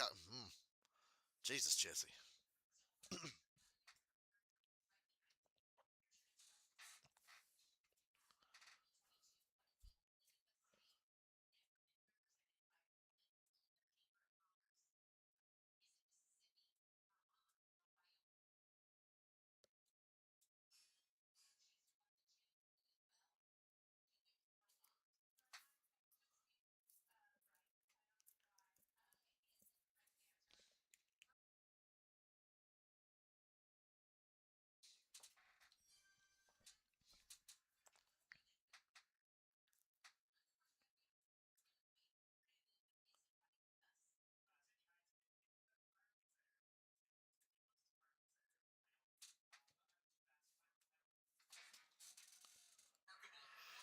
Super Speedway for the O'Reilly Auto Parts Series. Coverage on CW brought to you by Arby's. And the exchanges at the front and the lead changes. You're delivering DoorDash?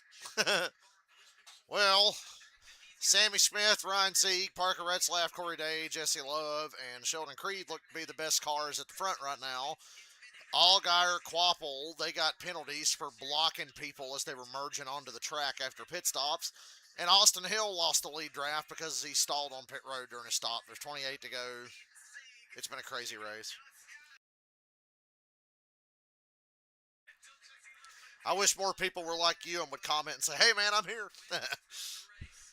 So I don't sit here and sulk quietly. This has been a really eventful race.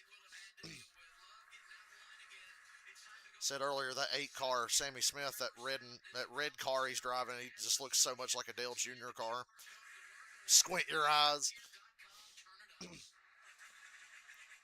I've seen this 8 car lead here before.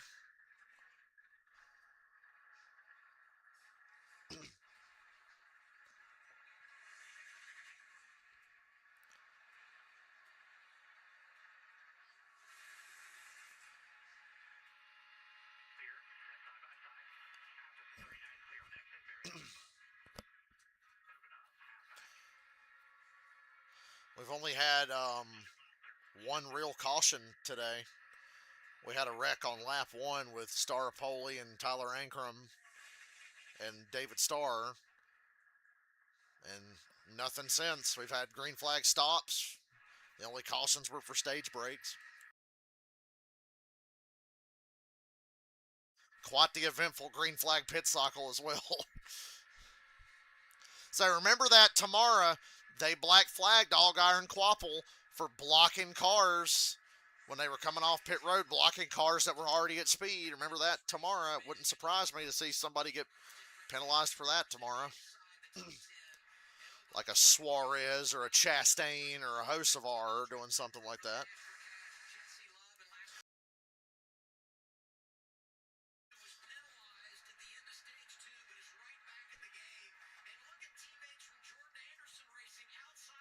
Anthony Alfredo lost the lead draft during this pit cycle. He's getting lapped now.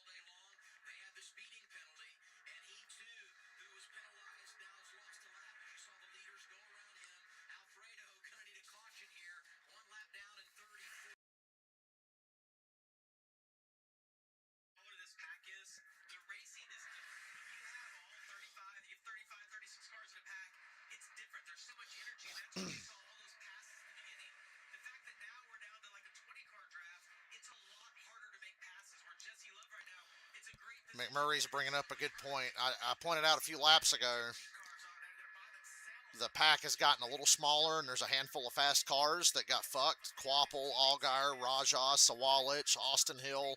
Number of fast cars been taken out of this pack. It's harder to make runs and passes now, which certainly falls into Jesse Love's wheelhouse, driving for RCR, and how they've been able to control these races the last few years. And for Love, it's even better because Hill's not in the picture. I felt like the best cars in this race, though, were the 1, the 2, and the 41. And 2 of those 3 are still up front.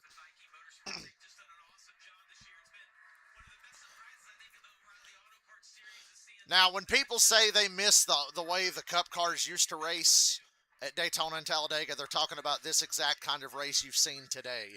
Because people are like, no, at least they ran 4-1. If we get back to the Auto, they'll be single fun. It'll be more. No, motherfucker, you can actually race this way. So, ain't no fucking fuel saving going on in this goddamn race.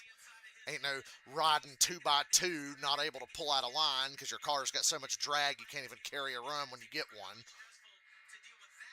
These race like they're supposed to. Which makes tomorrow already even more frustrating for me, and we're not even to tomorrow yet. And tomorrow could still be a good race. There have been good next-gen races at Daytona and Talladega, but not like there should be. You can say, there it is, there's a little crack in the throttle. You can say that she more fuely felt like leading at times. I think that was most races we've seen so RCR who are leading most of the time. This one, I'd find that to be tougher. That's part of the management, and that vibration, it changes your fuel in the car. It changes the mirror moving around. There's so many things on top of that vibration that change. Super distracting. Super. And he came earlier than a lot Super. of other guys, but you start to be mindful. Jesse Love, Ron Sieg, Blaine Perkins, and Parker Retzlaff. That's your top 5.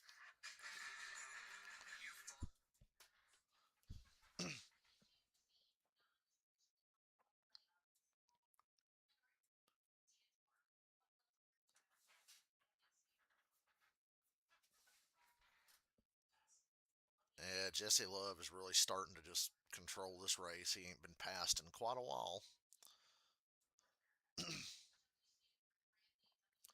I look at the guys in this pack that have cars about as good as him, and I just don't think they're smart enough to make the right moves. And the people around them are not smart enough to know that, hey, you should go with them, because obviously it's going to be hard to beat this 2 car unless you work together. Everybody was doing a good job early in the race, refusing to help the 2 or the 21.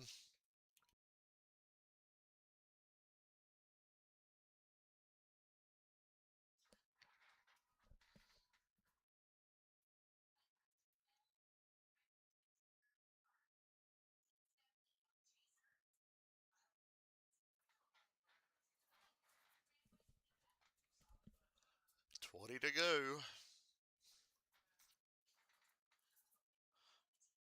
Jesse looked like he was flirting with trying to choo-choo train against the outside wall. If he gets enough cars single file on the outside, it's over. So don't let him do that. He was flirting with it there. Still enough momentum on the bottom. He keeps coming down.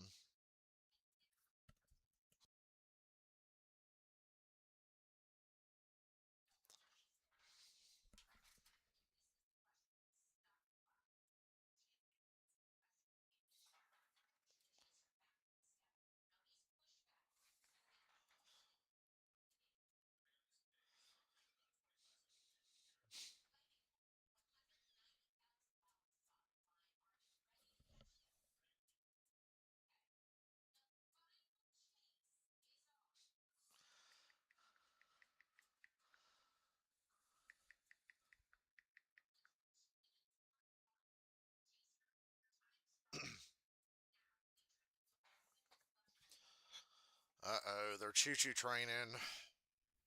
It's happening, boys. There's only 3 cars on the bottom and about a dozen getting single file against the outside wall. It's happening. And Jesse Love's leading. Taylor Gray is tail into the lead lap all by himself here. He's another fast car that got screwed on the green flag cycle. He's a Dash for Cash car.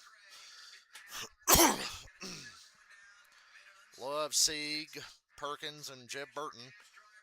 Which I know Perkins and Jeb will probably work together. They're teammates.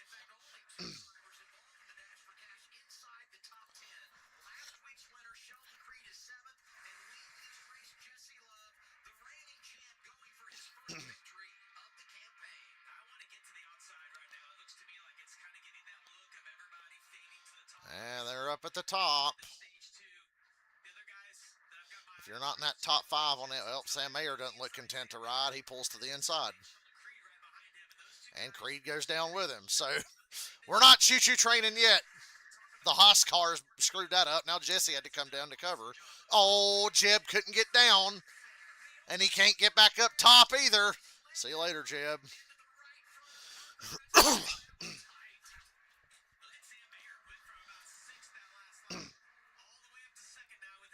We stave off the choo-choo train for another lap.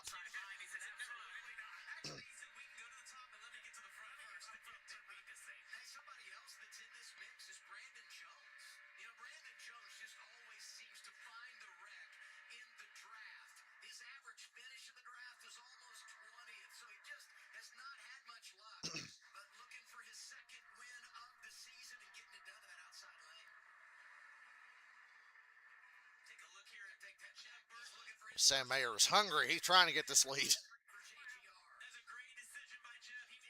Shout out to Mayer and Creed for saying, fuck this choo-choo train shit. They pulled out from 6th and 7th to dive down to the inside. Now they're 2nd and 3rd, and the pack's 2x2 again.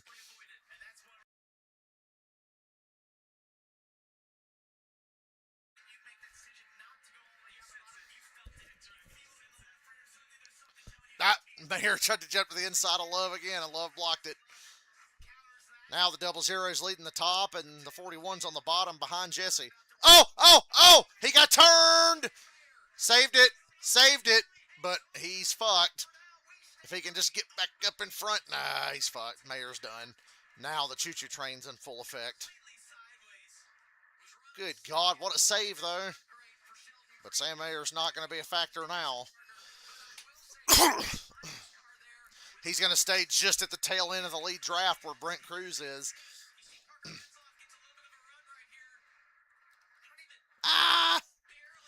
Retzlaff just barely touched the 41 towards the left side of the rear bumper.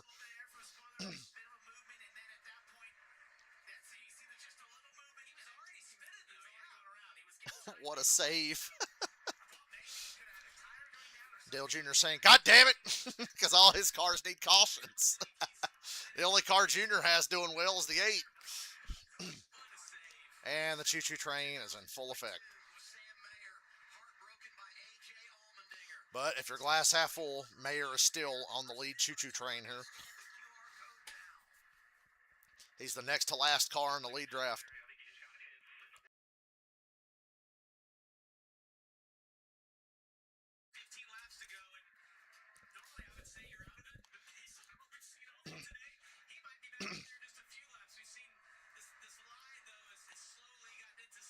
Can anybody be smart enough to work together to get rid of Jesse Love? He's been leading for quite a while now.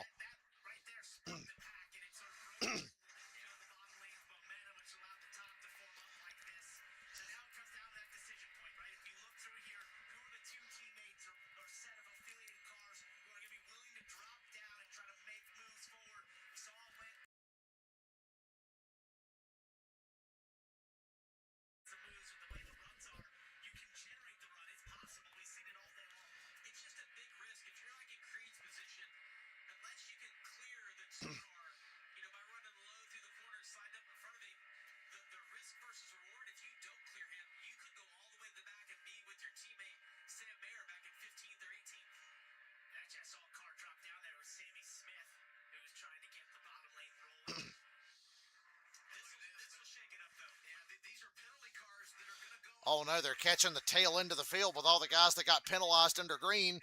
There's the 88, the 18.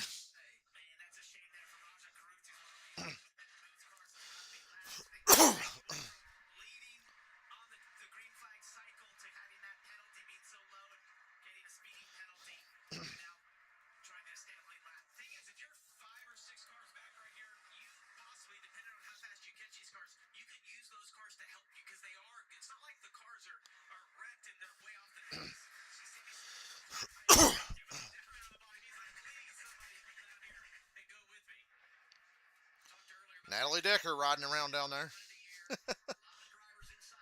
Good for her.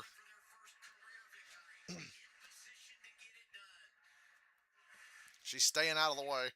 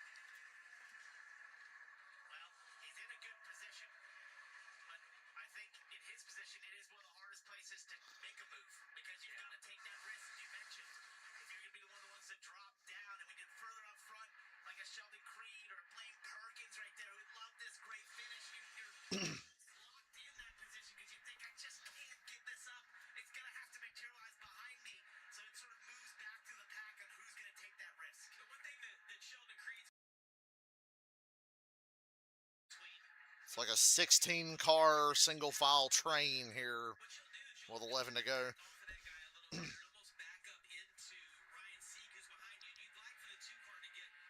There's a lot of guys in that top 10 that really like where they are.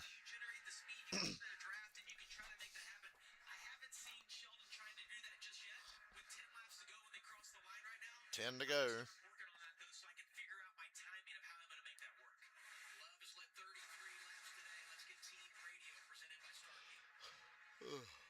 Excuse me.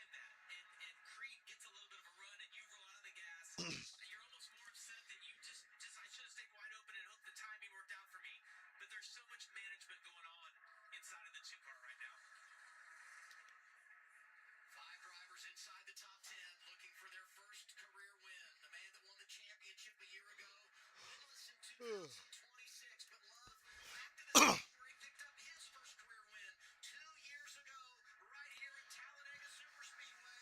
Going around 88 pulled up in front of the leaders.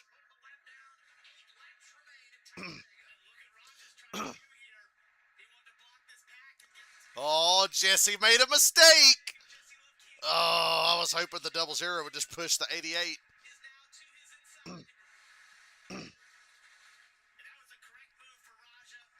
That might break up the choo-choo train.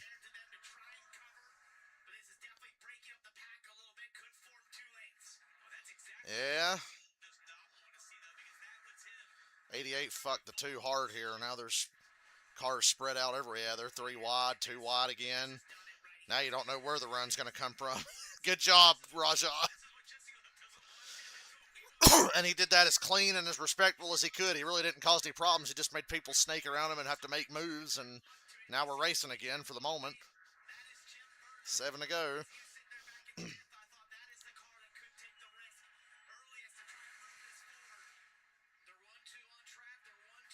Outside still prevailing by about 5 cars.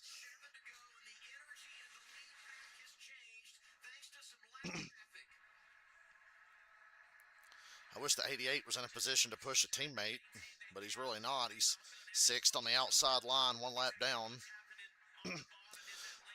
Mayer's coming back with Jeb and Dean Thompson and Corey Day. Oh, yeah, that inside's coming. No more choo-choo train.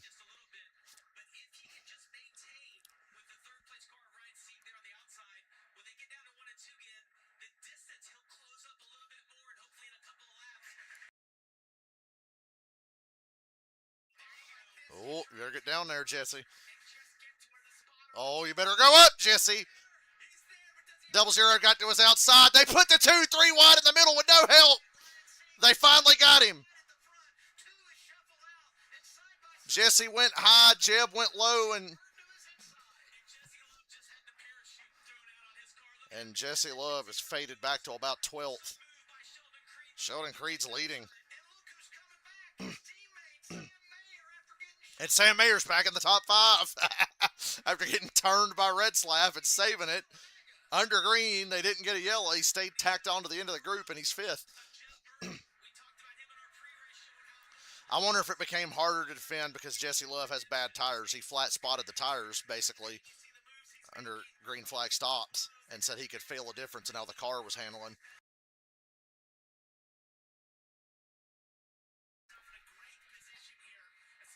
Five to go. They finally hung out an RCR car.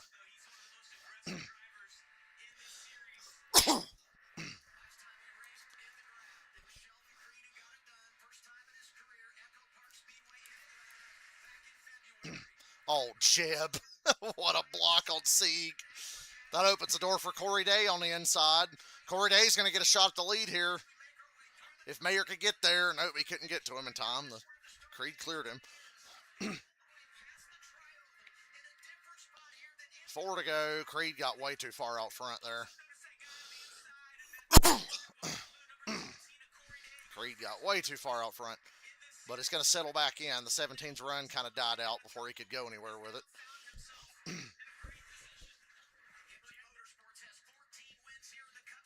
Tail end of the lead lap is Quapple and Allgaier now. They're just at the end of the backstretch. Pack's 3 wide again. Jesse Love's 3 wide in the middle. He's still not out of this. They shuffled him out of the lead finally, but he's still right there with a chance.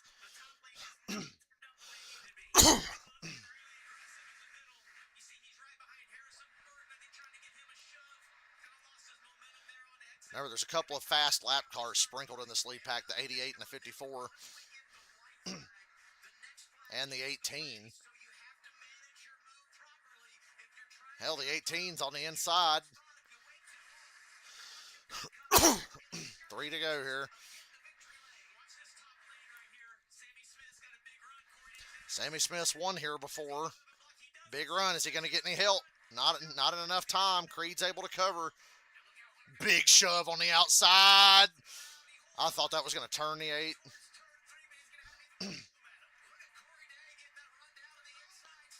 Out! Jeb almost wrecked. He saved it.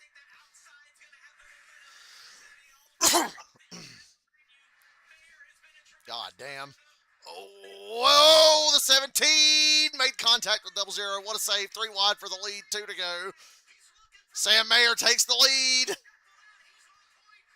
He's got a lap car on the bottom pushing him. Sawalich is a lap down. 3 wide for the lead.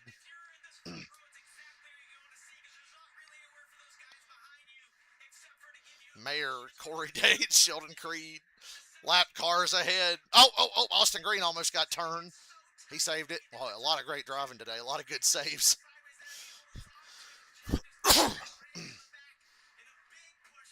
They're 3 wide coming up on these JRM cars.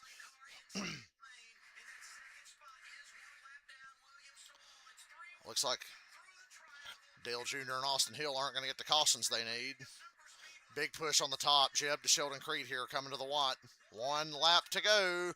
Still green. Haas has a good chance at winning this one. Jeb is laying way the fuck. But you see Jeb, Jeb all but stopped at the start-finish line. He's trying to build a run. Corey Day clears up in front of Creed. Mayer's on the bottom. Not a lot of help, though. That bottom line's lagging back. Corey Day, stay up high, stay up high, stay up high.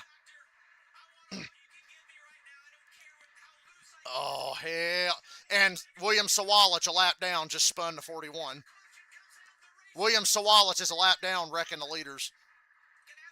And they're wrecking. Corey Day's the leader, and they're wrecking. Caution's out. Corey Day wins. Big wreck. William Sawalich was a lap down, wrecking people. Bravo.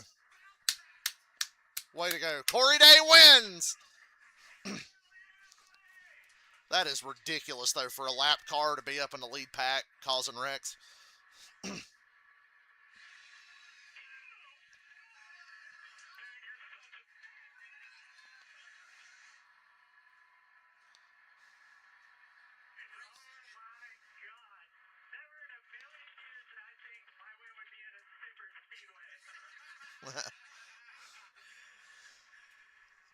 They let the first wreck go, and then a couple of cars hit the wall head on and turn 4, and they threw the yellow. But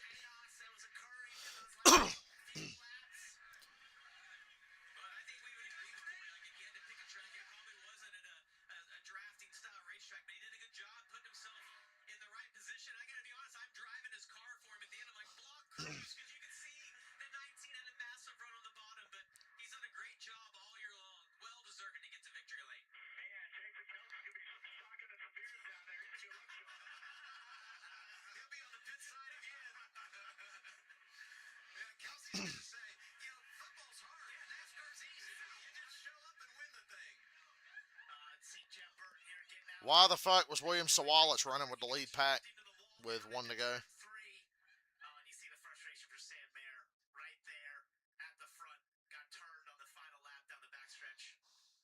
Well, and and I referenced that there as they can on the backstretch. You hit as hard as you can in those moments. You're just trying to get your lane moving forward, and everyone knows that's the position that you're in. Third driver this year to get his first career victory, William Sawalich at Rockingham.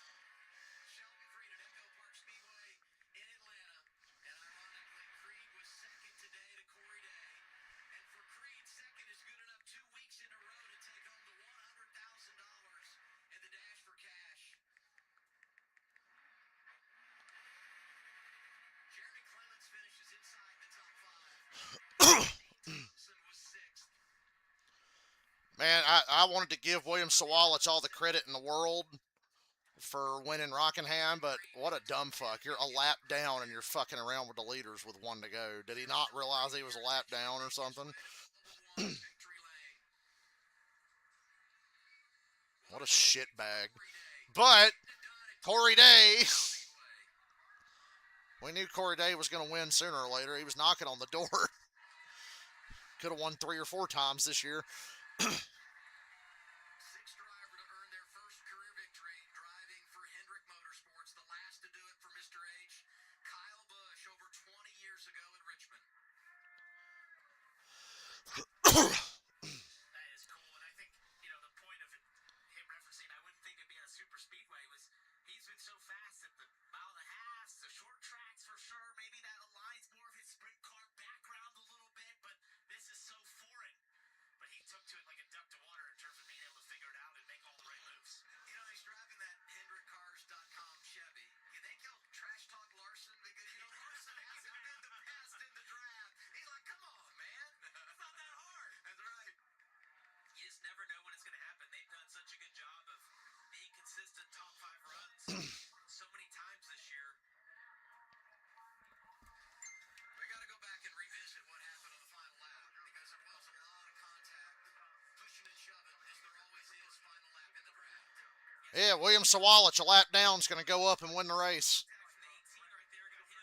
Damn, Mayer hit hard on that inside. I didn't realize how hard. And then the second wreck happened.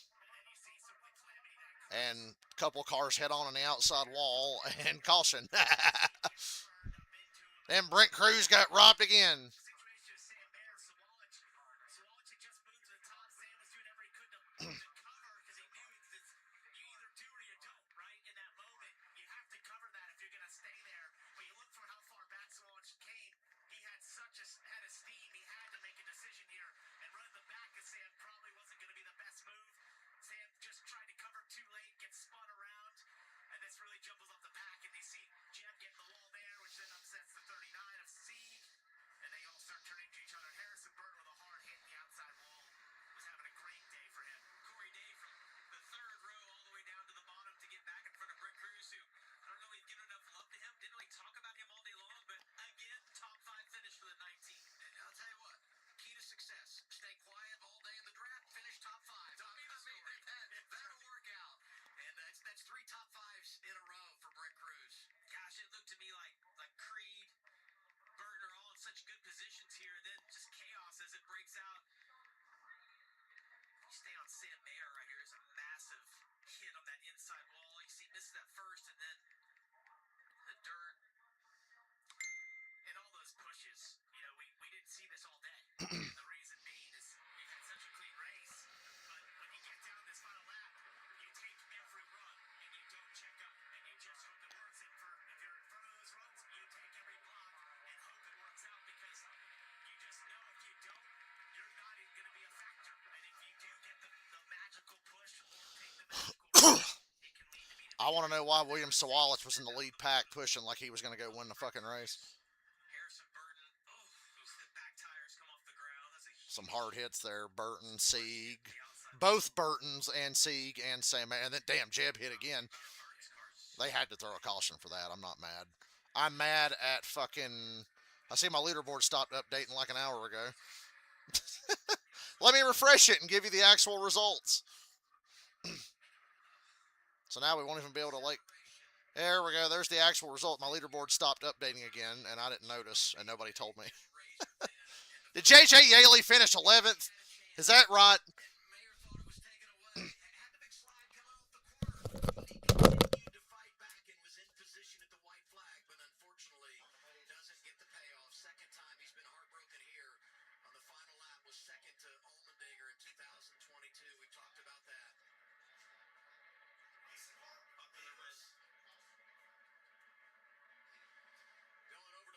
Victory lane. Neat moment for this kid who, had the top 10 streak going and was in position to do it again last week at Kansas, but had those problems in the final stage. Nearly got back to the top 10, finished 12th. Comes here today, someone we didn't anticipate getting it done. He admitted after it was over, I didn't think that much of a victory would come this way. But Corey Day managed the afternoon quite well. I like seeing Corey Day get a win. That's great. Remember when Spencer Gallagher won Talladega? Same energy. I'm just kidding. Corey Day's way better than Spencer Gallagher.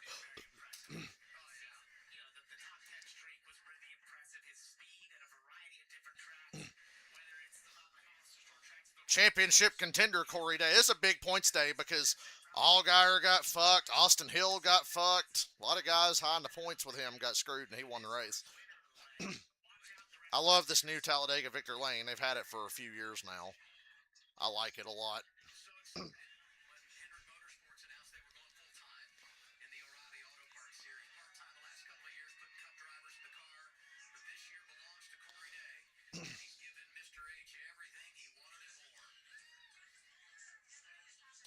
The leaderboard would not work right for me today when I click on raw feed. Oh, now the raw feed's working now that the race is over.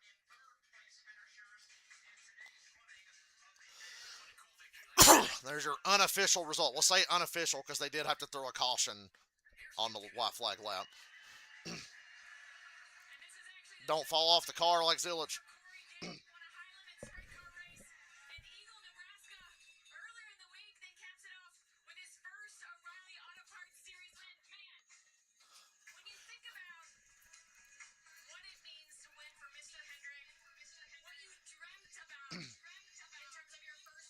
Echo.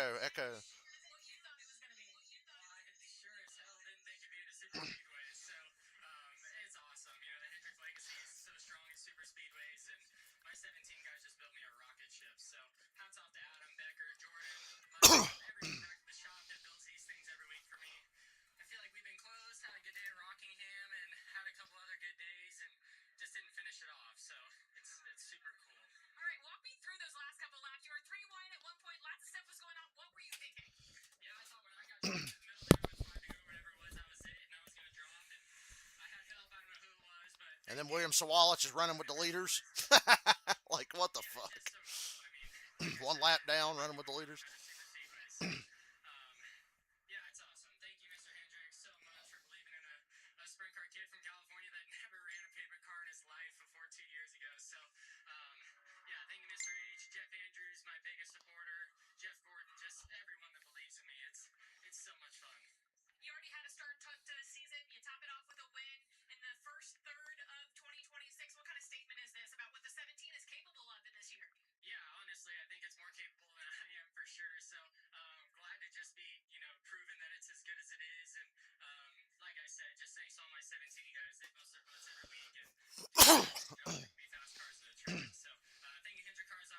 Classic Talladega there. Not gonna lie, when the second wreck happened and Corey Day was still in the lead, in my head I was going caution.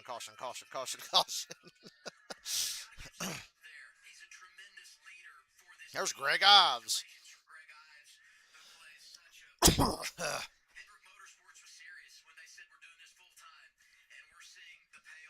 Yeah, Hendrick's doing it full time. Where's Penske? Where's RFK with their full time Raleigh Series stuff?